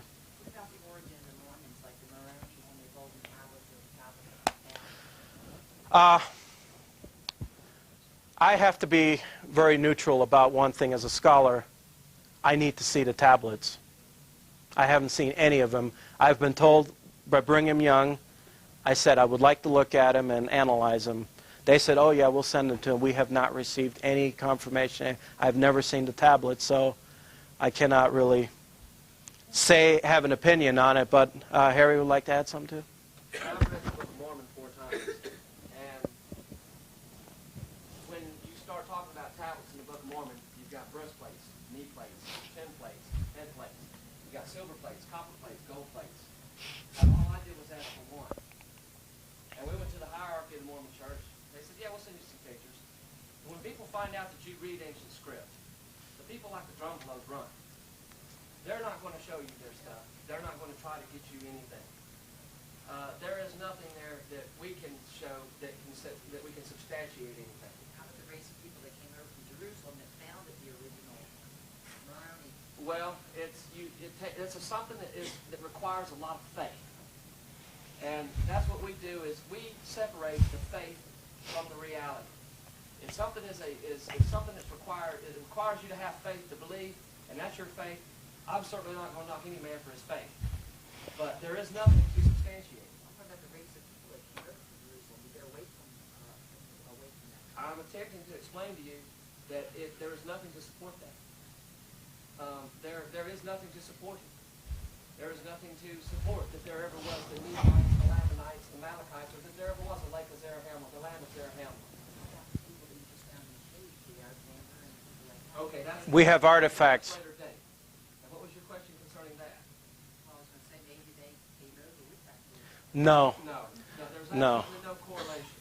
There's no correlation really, because we have artifacts that tell a story here, and there's actual substantial proof there. So we have to go by historical records. We can't go by speculation. Now, there have been, however, this is another thing that bothered me. There have been attempts by a lot of Mormon groups, is that there's 2 great inscriptions found in North America. There's the Las Lunas inscription, called the Ten Commandments inscriptions, and also the Ohio Decalogue. These are like 2... They're very big with the Epigraphic Society and other places, is they find these stones with the Ten Commandments on them, just in the Bible, happen to be in the same order as in the Old Testament. But the problem is, they're in English syntax. So it's obvious that whoever did that is they knew the Hebrew alphabet. It's written in a block Hebrew. They knew the Hebrew alphabet. They took it out of an English Bible and translated it into Hebrew. And you can tell with the order, I mean, it's so obvious that it was concocted in the 1800s. Is it Yes, yes. Yes. It has. It's Hebrew and English syntax, and that's right there made it. I haven't deciphered that coin yet, the one that showed me. Yes, but there was one other thing, what's still fresh in the minds of the Dead Sea Scrolls, saying that we are saying now that they are fake, and that they are all fraud. Studying them closer, we are not handwriting specialists. However, Dr. John Strugnell was. And one of the things that we notice is it appears that most of them are written by the same hand. I had a coworker, a Jewish coworker back in the 60s that had a paperback book called The Copper Scrolls. He claimed that that it conflicted with some of Christianity's tenets, and therefore Christianity had suppressed the book and stole them out of libraries, and they were no longer available. Over the years, I've looked in used bookstores for that book, Copper Scrolls. Have you guys got that book? And what did it say? Did it conflict with the Dead Sea Scrolls, for instance? You want me to answer that? In several points of case, you'll find something, just a small inscription of the Dead Sea Scrolls, and scholars will bicker like crazy over just what one sentence means or says. They will concoct a certain script and then put brackets, which means that it doesn't exist, and they will take that and they will add to it what they believe is there. Now, there were lots of problems. What they were saying is that they dated from 300 to 200 BC, but a lot of the scrolls talked about the rabbi teacher, which they thought depicted Christ, way up to like 120 AD. So there's a big conflict there. It was like, well, was it after the New Testament or was it before the New Testament? And so, as far as the conflict with Christianity, there is a big conflict with what the role of Christ was and what he did and what some of these scrolls depict. And here again, what the modern scholars will tell you is that the Dead Sea Scrolls were written by the Essenes at Qumran. The only person that writes about the Essenes is Josephus. 1000s. But do you guys have that book in your collection? Josephus? No, the Copper Scrolls. Yes, the I old- have all the copper scrolls and all that. We got it. It's not of anything of major significance at all. Okay. Second question, Billy Myers, Talmud of Shemuel. Is that thing accurate? The Billy Meyer Talmud? Well, Billy Myers, the guy that got I it would published, question that anyone. got it published, but Talmud of Shemuel, I believe. Yeah, Shemuel. question anything that says Talmud on it with a big question mark. Question anyone who says that they have the block Hebrew script in a tetrahedron and spin it. It's just a bunch of bunk. It did not exist, and they're trying to make things exist that never did exist. But you guys haven't actually examined that document then? I've haven't. looked at it and then just neglect. I have too much reading to do with my life. I don't read any fiction, and that I would consider to be fiction. The book In Plain Sight, have you read that? In plain sight, yes, we are very good friends with Gloria Farley. Yes. What do you think of that? Is that Ogham or is this? No, there is no Ogham in North America. Okay.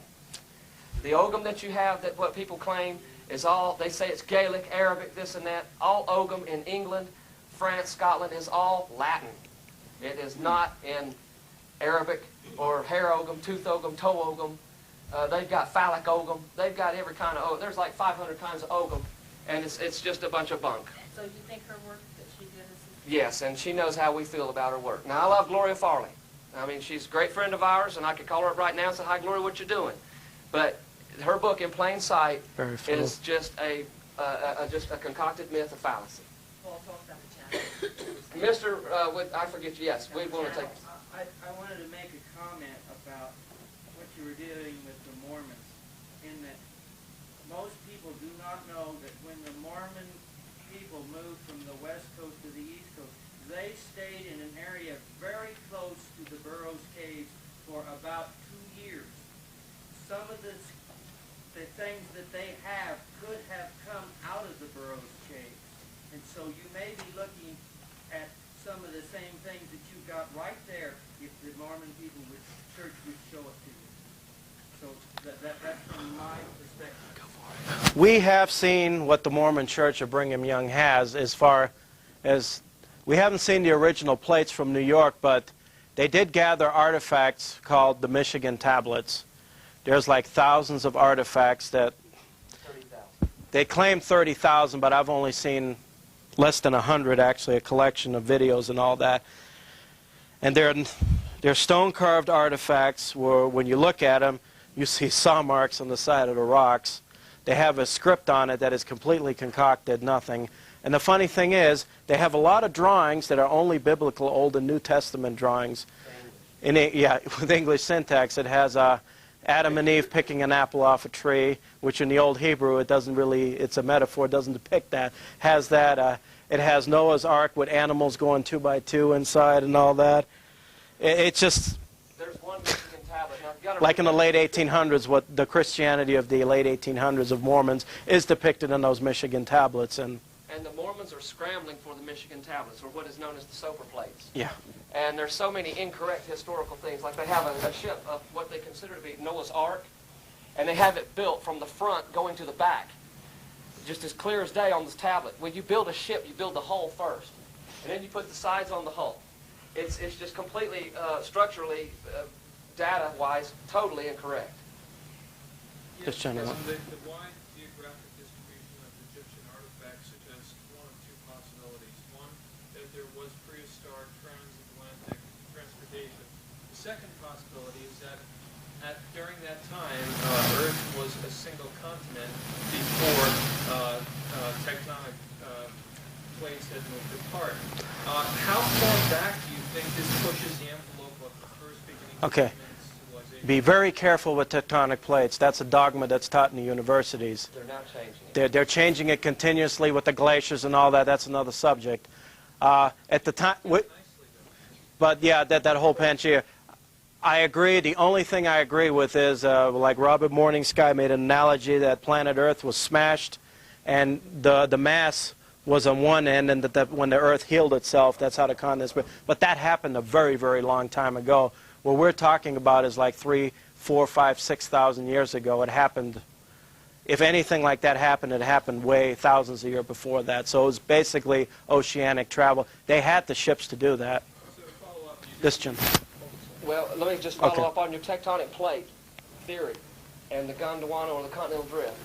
There are no fossils at the same depths that are identical between here and South America, here and Asia, Africa.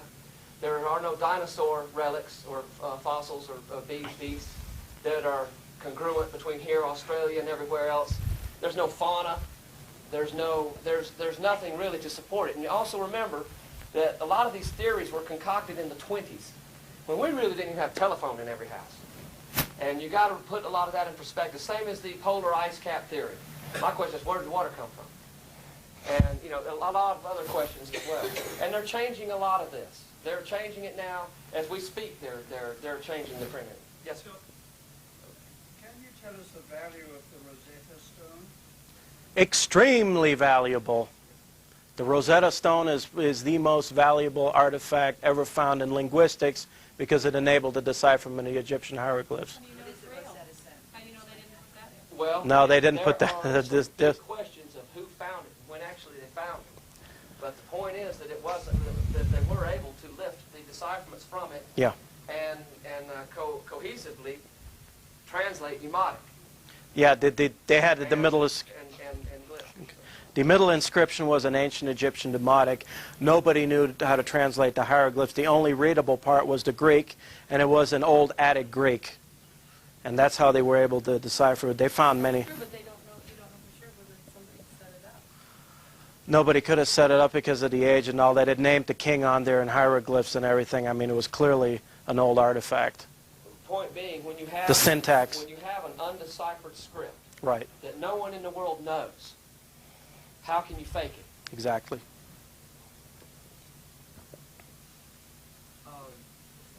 In 1927, Zinkley discovered some in a library, forget where, Nipper.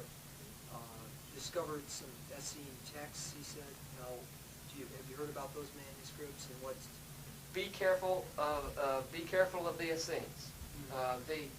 The fact that there again, the only historical evidence we have to back them up is Josephus, and I can prove equivocally in 2 hours hundreds of reasons how come Josephus is bogus. Yes, sir. Two questions. One, The Egyptologist, and I don't recall whether it's, What's the question? the question is, there's claim that the Dead Sea Scrolls, the government has hung on, not our government, the Egyptian government, whoever, Israeli government. has held on to them and only allowed our science people in one university to look at just a couple. They've never released the rest of them. So all these fakes you're talking about are probably fakes. I don't know. I was wondering if you heard anything else on that same area. The fact that there's only 2 of them been allowed our science. Well, we've gotten, recently they've released a lot of them. We've gotten a lot of them right now. But that was earlier, that's all they released now. But none of them, but all of them, what they did is I think they tested the water back then when they only released 2 to see if anybody would catch on. And another thing I noticed is why did they wait till now? One big problem I have, there's only one Semitic scholar around in the world, that's Cyrus Gordon. He's in his late 80s. In the late 1800s to the early 1900s, up to World War II, there were a lot of brilliant ancient linguistic scholars. A lot of them got killed off in the Second World War, which was a war to kill off a lot of intelligent people. After that, in the 50s, you had a few, 60s, 70s, gradually they died off. Today, you have very few people that have that ability. Almost zero. So I guess now they can release them because nobody would notice the difference. How about this gentleman in the yellow shirt? Please, the second question, please. Okay. Thank you. Are you acquainted with the borderland sciences? Yes, sir. I'm very good friends with Dr. Thomas. All right. Have you read their information on the Egyptian caves in the Grand Canyon? Are you Yes, familiar with that? Yes, sir. There's a lot of artifacts in there that relate to Egypt. Yes, and the Smithsonian has a bunch of the tablets, and when I tried to get copies of them, No, they refute. they won't send No, them to they us. say they don't acknowledge it at all. But I'm It's a- sure he could knock them out, no problem. Yeah. It's in a special Indian reservation where the public are not allowed. Yeah. I know. It's in the Okay, Grand yeah, you- Canyon. Earlier tonight, I was talking to you, you mentioned about a little island that you like on those maps specifically, and there's a tie in my mind back in the Phoenician thing and getting into the occultic aspect of the Illuminati and all that. I wonder if you had made any connections there that may tie into this alien equation, because von Däniken's work is so substantial related Well- to, visitation and all that.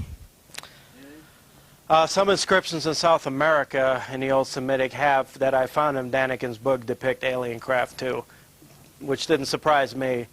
As far as that little island goes on our map, all we know is that it was settled by Norsemen and Icelandic people in English, and that it sunk in the late 1600s.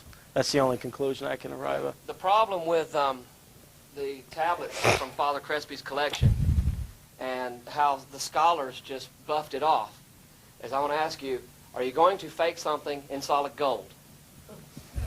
That's a dumb question. Would you fake something in solid gold? I wouldn't. You have to be a millionaire to do it. Let me get, right here. The work that the Hebrew University is doing on the Torah with the Bible code that Grant Jeffrey put out, Yep. are they basing that on the Dead Sea Scrolls? They're basing it entirely on block Hebrew script. It's rather amazing because it mentions like ancient rabbis that weren't even born yet, their addresses and things like that. You can take, this is the beauty with the Hebrew lettering. You can put it all together, and you can basically, well, the nice thing is the Hebrew alphabet does not have very many vowels. It's a very consonantal script. So you can take anything in any direction, and I can predict that Bill Clinton's election in 1992. Now, it's a little more difficult with English because you have vowels and all that, but with a consonantal alphabet, you can really concoct anything you want. I can take the Bible code and make prophecies all day and night, and you'll be convinced that it's accurate. Back up here against the wall. I've got two questions. One is, your best guess, you talked about, well, if there's just one creator or one source for all this, how far back does the source of this religion go, that the Bible and the Kabbalah and everything come from? What is the truth? Okay. What you find is you find stories of the flood and all that in the Sumerian Akkadian library in Nineveh that go back to Sumerian times. That's where you find that version. Want to add on? Also, if you look at the Bible, let's just undogmatically look at it metaphorically for a second. You'll find in one ancient religion direct correlation between Cain and Abel, but they happened before the Adam and the Eve. If you look at the Adam and Eve story, you can pull Hera and Zeus and Hera out of it. And then you can pull the flood and certain specific large events in the Bible, the Old Testament, that are represented with like the MOABITE texts and some of the other things that were found in the and the old Sumer disc seals up the Indus Valley, and with Egyptian glyph as well. So it's still an undefined set. I tell you, I don't know. Okay. My other question is, do you know anything about this date of time around 2011 where the Mayan calendar and a lot of stuff, it all seems to total? Okay. Let me tell you one thing, and this will be another total lecture in itself. Do not believe anything you have ever read on Mayan glyphs or Mayan calendar. The decipherments of the Mayan glyphs came out one way. You're going to read all this book about this wonderful man named Yuri Knorosov from the Soviet Union who picked up this piece of paper in World War. Berlin was on fire. The guy was an NKVD agent. Picked up this piece of paper that was half on fire from the Berlin Museum, had some Mayan glyphs. Takes it back to Russia. 1952, he announces, I've discovered the secret of the Mayan glyphs. Okay, wonderful. All scholars are waiting. Okay, he deciphers the Mayan glyphs. And a lot of you, if you read Mayan, get the book by Michael Coe, and you get all this Knorosov research of these beautiful Mayan glyphs. Chief Smoking Squirrel, Chief Jewel Skull, the most pathetic translations that can't imagine anybody writing. Did some research on that too. Well, all the Soviet scholars got really interested in Mayan glyphs in the late 60s, early 70s. They were going by the planefuls into Mexico City. What happening was they figured out a way. They needed to get into Mexico to spread their revolution. And I've had books, if you read the KGB and at Russian, you will hear the story of 1972 where a KGB coup was initiated in Mexico and it failed. And the way they got their KGB agents in is there's all these Soviets that were studying Mayan glyphs that needed to go to Mexico to read, and that's the whole thing. But the unfortunate thing is today you will still read books about Knorosov, Tatyanov, and all the Mayan glyphs, and there's absolutely nothing to back up anything that they're saying. We have a colleague in Florida who's an Orientalist, and he is studying the Mayan glyphs in detail, and a couple things I can reveal. What you've read, none of it is true. Number two, they all were dating the Maya glyphs to 800 AD and all that time, you know, around the time of Christ, 800 AD, 1100, and they suddenly disappeared.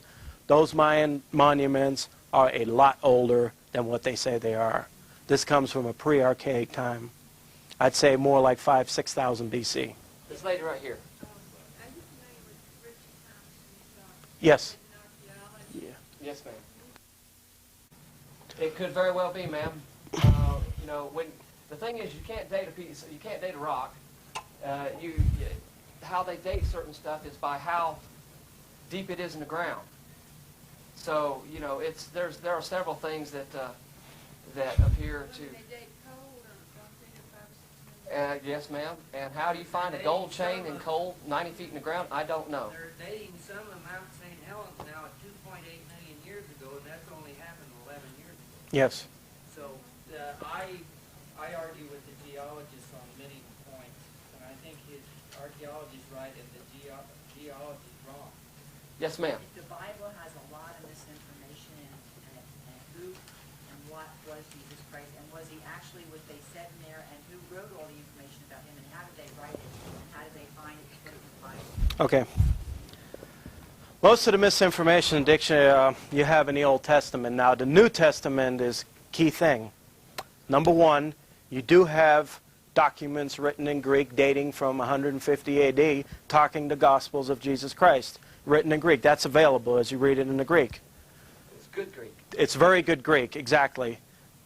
From that time period, and the Copts, the early Coptic Egyptians write about that too, from that time. Okay, that is very important literature at that time, which says one thing to me.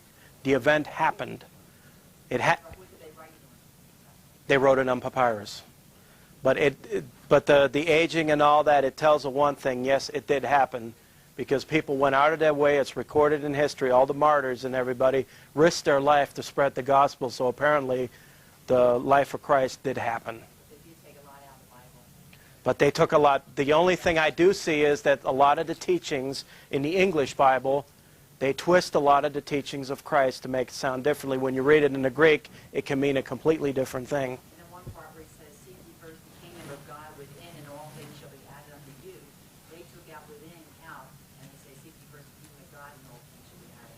So right there, it is changed. Well, there are still many problems with the New Testament. Like one, for instance, is I believe that the story is in Matthew 4, where Jesus went up on the mountain with Satan. Well, then who recorded it? Was Matthew or John over there? Did Jesus come, hey, I've been hanging out with Satan? You know, who recorded it? Who said that? And he goes, all of this I will give you if you will bow down and worship me. When he already owned it. There's a lot of enigmas. There are problems with it still, but it's not a lot. The point with it was when it was changed to make it look more like the need for government, the need for financial support of the church into the government. And that's, that's why you have a King James Bible. When James isn't the king, but that's who you should honor by reading that. When you read the Coptic New Testaments of the Copts, it is beautiful. It is the teachings of Christ. There is absolutely no rules or oppression in there at all. I mean, it's like he is liberating the soul of people. Seek within yourself the truth. And that's what it is. And when you read a lot of English New Testament, they try to put pro-government and rules in there too. Yeah. Yeah, you have to get it out of the Coptic organization. Yeah, but it's in Coptic. John Davis? No, sir. Yes, ma'am. What's the difference on the Geneva Bible and The King James? the King James and the Coptic? Well, yes, the first part. The Geneva Bible and the King James Bible are verbatim identical. The only difference is that the King James does not have the side page inscriptions that John Calvin put in there. They tell you that the King James took 60 guys 70 days or something to put together, and all it is verbatim, word for word, the Bible that predated it 51 years. What's the difference between that? Okay. Yeah. What makes the Coptic Bible so unique is that it's not verbatim like what you have Matthew, John, Luke, and all that. It really spreads the gospel. Now, the Copts were Egyptians that converted to Christianity, and their script is basically a Greek alphabet in the Egyptian language. Now, what they did is, like the old Egyptian religion had the same thing. They had rules and everything. You obey Ra or he'll punish you, and Osiris and all that. What happened is when the teaching of Christ spread into Egypt, the Copts wrote the story as they would understand it. Basically, the old figure of Ra became the Father, Osiris became Christ, and Mary, Virgin Mary, was the equivalent of Isis. They had to understand it, but when you read it, it is just a complete text of total liberation. The teachings are there. I mean, it's basically to liberate and to free the human soul and to seek out your individuality. No rules, nothing. It's actually very good, which like parallels some of the older Egyptian texts, but they added Christianity to it. It's completely different. The Copts adopted Christianity just like that. They So it's adopted. the same thing we've been doing with different names. They adopted it very quickly. Who has it? Did you have a question, ma'am? Oh, okay. Does anybody hasn't had one? Okay, let's go around again. Yes, sir. Are you familiar with the Book of Knowledge of Keys of Enoch? Yes, sir. People ask us about it all the time. Fine. Enoch was the seventh son of Adam, and Noah was grandson of Enoch. Correct? Perhaps. That's where Noah got the information to build the ark and so on. But the problem with the Keys of Enoch are this. The alleged manuscript appeared on the scene in the mid-1800s. It was concocted and written into English to concur with the English Bible again. What was? It was written, and it concurs with the English Bible, which already has some problems. Yes. The Book of Knowledge was given to J.J. Hurtak in the Academy of Future Science. Right. There is, in other words, it's a faith thing. There is no original document anywhere in the world. No, it's a faith. It came spiritually to him. Yes, It's the faith. faith thing. It's if you believe that, it's a faith thing that doesn't have any actual document to prove it. Yes. What about the Gospel of Thomas?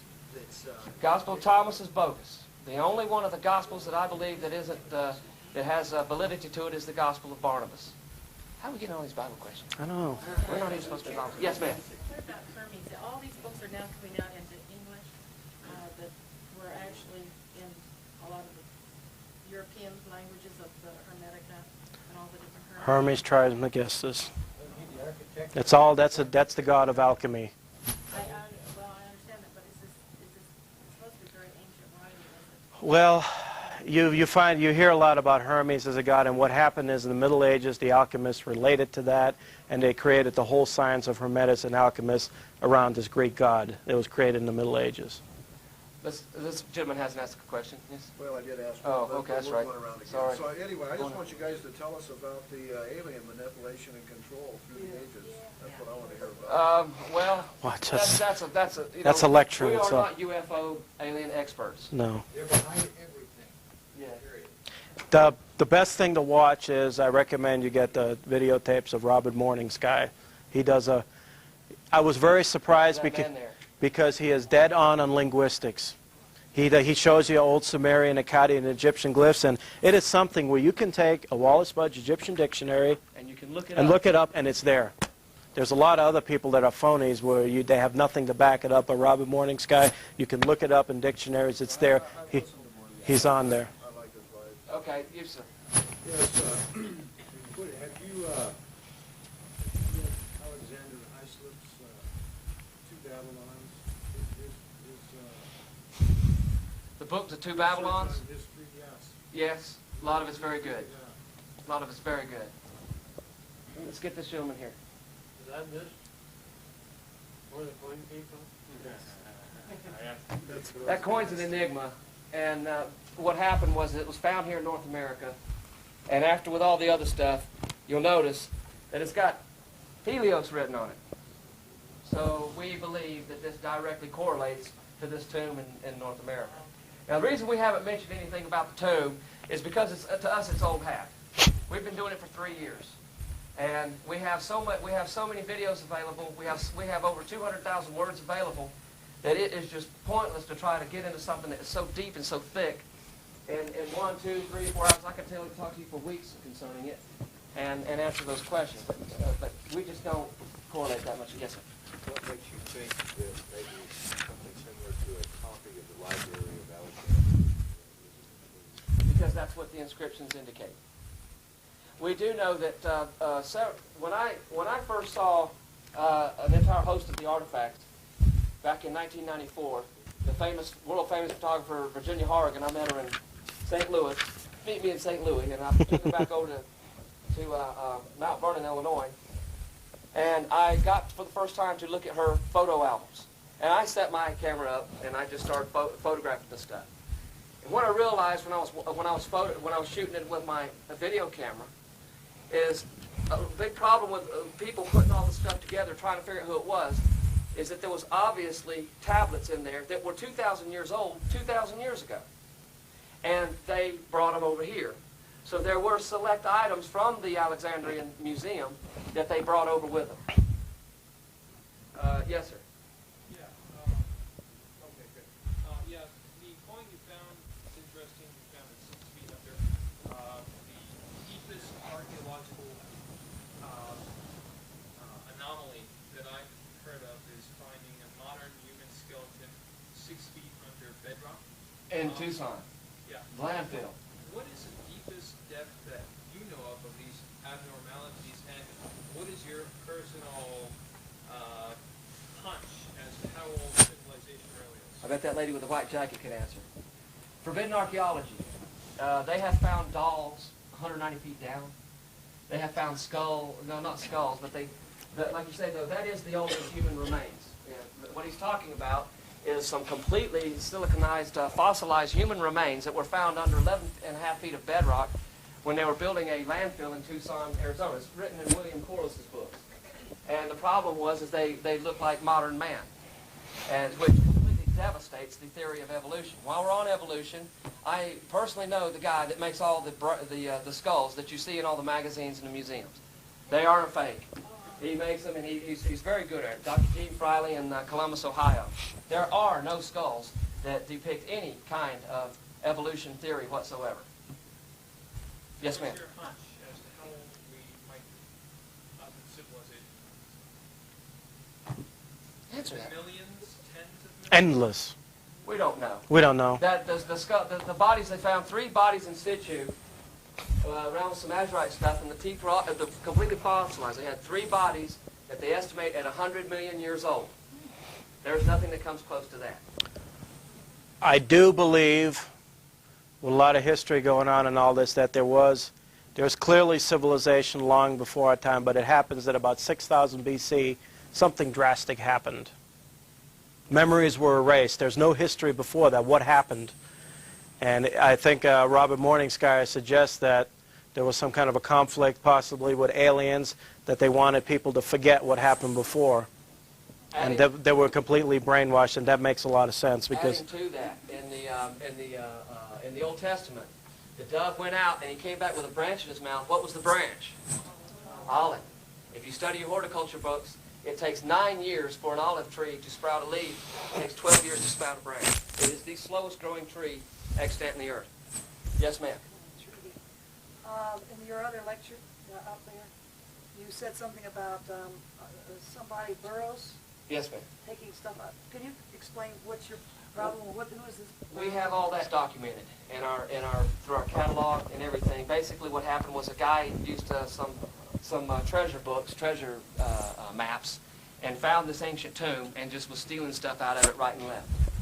And he's threatened to kill us. He's threatened to kill me. He slanders me. He does all this stuff, and I'm just a nice guy. Why does he hate you also? Because we busted him. He stole about $7 million worth of gold. He stole big diamonds, rubies, sapphires, emeralds, etc., etc. And we are trying to put a stop to it. How do you know he stole it? And how do you know it was there? Because we have his ledger books with his handwriting talking about where he sold it and how much he had. That's Receipts. all documented. And there wasn't any left in there at all? No, there's plenty left in. No one man could steal 8 tons of gold. So who owns all of it that's still in there? Whoever it belongs to, state of Illinois, you, me, everybody in this room. It's our heritage. It's something that's happened in our country. And how were you allowed to go in? We don't go in yet. We just did our seismic and everything else that we did to the ground to locate a cave. But all that's documented. You know, you can stay up on, and also with our webpage, www.alexhelios.com, we keep updates on. It's a very large webpage. It's larger than any university, and it's all me and him. We have. How did you get the ledger book? Because families that were connected, you see the magazine that's facing you? That man on the front, his family works with us.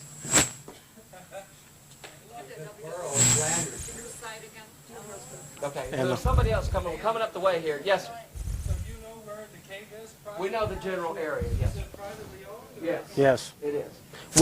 What we have done is, first of all, the state of Illinois is absolutely not interested in it. They said we find it, they want nothing to do with it. Second, we have acquired this information. We have copyrighted all the information that we have thus got so far. So we own the information and the copyrights. Nobody can take that away from us. We don't care about the gold and all that much. We just, we're really concerned about the information that's in there, and we want to bring that out to the world. But we own the copyrights to all that information, the inscriptions. No scholars or anybody else can infringe on my decipherments or anything. We took care of that right from step one. The history is documented. The history where we come. What makes you think that he would leave gold there? Because there's just too, when you've got a stack of gold this much in your room, your back hurts. What are you going to do with more? So you mean he's been stopped by now where he can't go back? Yeah, he's getting elderly. He's been, all that gold, I need a wheelbarrow. Just get tired of lugging gold. You can only pick up a brick 50 pounds at the most at a time. It's hard to get a hold of. It's so small. What do the private owners think? That we're all bananas. Yes, ma'am. Do you have any information or opinion on the scroll or on the book, the Jesus Conspiracy, about that? The Jesus Conspiracy. I believe that is another one of those that I just thumbed through and said this is fiction and just did this. I wouldn't put any credit in it. What do you think about the shroud itself? The Shroud of Turin, I don't believe that it is authentic. No.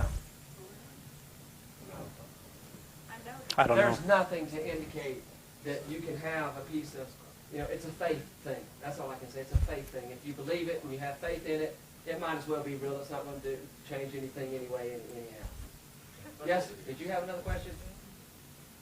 You didn't? I feel this way. This is one thing I want to add, like to the shroud. This is one thing I found very disgusting when I was in Catholic school, because I was indoctrinated Catholic. They treasure so much the little scrap bone off a dead saint, the little piece of wood off a cross, the Shroud of Turin and all that. It should not make a difference. It is the teachings of Christ that I care about. I like what he says. I could care less about shrouds or pieces. And there's no value in the relics, but his teachings are what is important to me. Unless the energy from an eel's used. I think his teachings are good enough for that. Yes. I understand that there was a big, huge change in Constantinople in the year like 325 AD. Yes, sir, it sure was. Can you comment about that?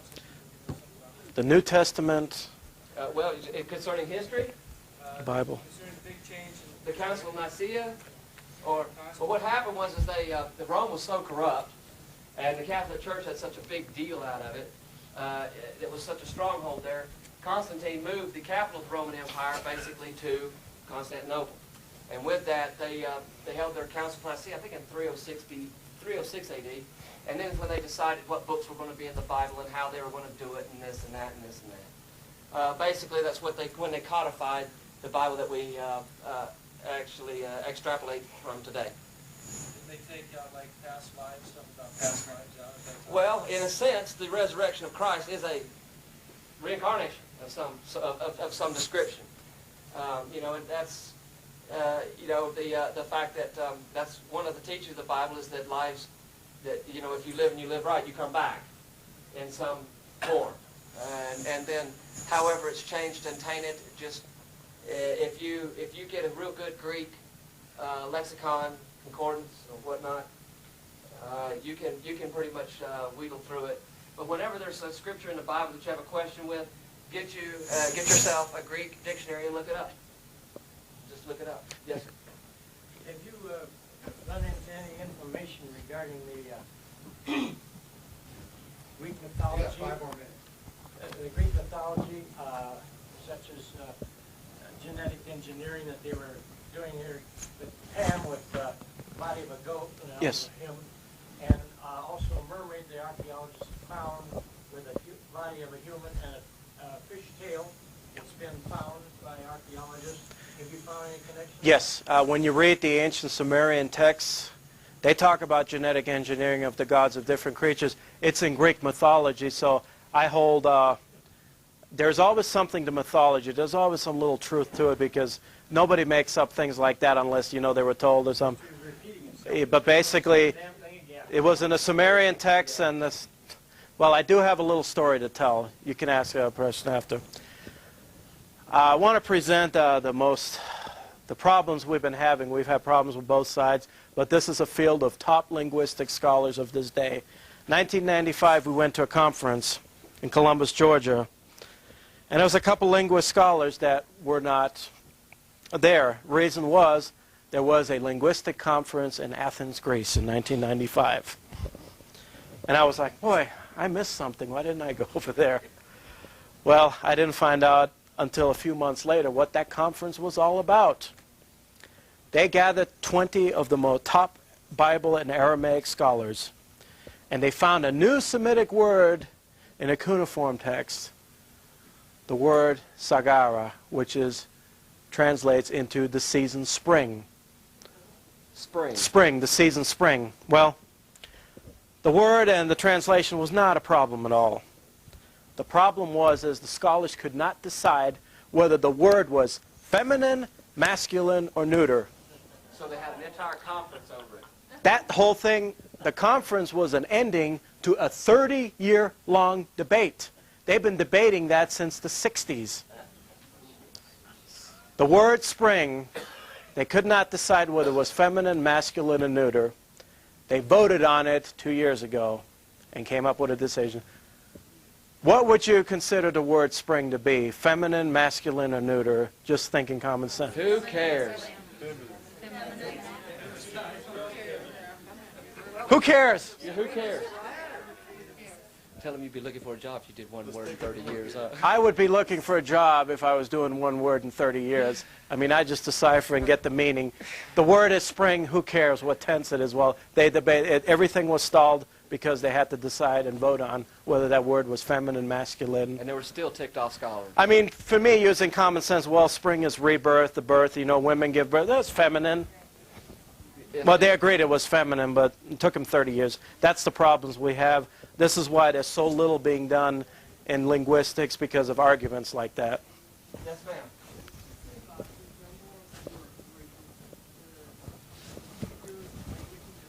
It's this new thing coming out that Mike has showed us. He has turned us on to a lot of information. We are new to the global science community. We had no idea what you guys would be like or anything. We just packed a bunch of stuff in a car and then head out. And we figured we can entertain somebody with a mobile museum regardless. And we really don't, when we go to a conference now, we don't decide what it is that we're going to talk about until we get to the parking lot and lock the doors. And so what they do is they take some kind of what they call a sacred geometry. Watch out for the word sacred. Everything's sacred now. Sacred pipes, sacred TV, sacred program, sacred this, sacred shoes, sacred ceremony, sacred sweat, sacred this, sacred pipe. Everything is sacred. Be careful with sacred geometry. Euclid, they've been doing geometry for 2,500 years, and a circle is not sacred. It's just a circle. Yeah. Okay. I missed it by 500. It's a thing that it's hard to explain, but they get this thing and then they turn it and twist it and then they make all these letters in the English alphabet. It isn't a star that Oh, excuse me. But it makes the Hebrew block script alphabet, which he claims that is how Tot gave mankind writing. The problem is Tot did not give the Hebrew block script. He gave the Egyptian hieroglyphs, and there's no record of it coming from a tetrahedron. What, you got a question? I was showing Paul last night the power of the circle. Yeah. We got two. Yes, ma'am. Since you all are linguists, maybe you can help me with this, because I've always been interested in Atlantis versus Egypt, that Atlantis sank, and then some people came over about 12,000 years ago and started Very possible. the great flourishing of Egypt. Yes, ma'am. My maiden name is Soper, you know. And Good. Hungarian is what it is. The Nice. Hungarian language is unlike any other in the world. Yes. I'm wondering if there's a connection. Do you have any idea? Well, there is we can't really pinpoint them, but we do see a lot of connections when you're talking about Indo-European languages. They give it like the Indus Valley, the root and everything spread there. Another thing I have is, okay, it goes that far back, but when you go back to old Vedic stories of India, where did the Aryans come from? Well, they came from the north. And you have the Germanics that come from the north and all that. So I've even come to the point... if Atlanteans ended up in the mountainous area, because apparently these Goths... I've even speculated, you know, that possibly the Caucasians came from the inner earth, because everything points to the north. The old Nordic legends say that their ancestors came from the North Pole area. A lot of people talk about that, and there's migration from the north. I don't know. That's one piece of speculation I have, but I cannot verify it yet. There are also Indo-Sumer In the Atlantic? in Hungary. I have found. Oh. Yeah. You got a question?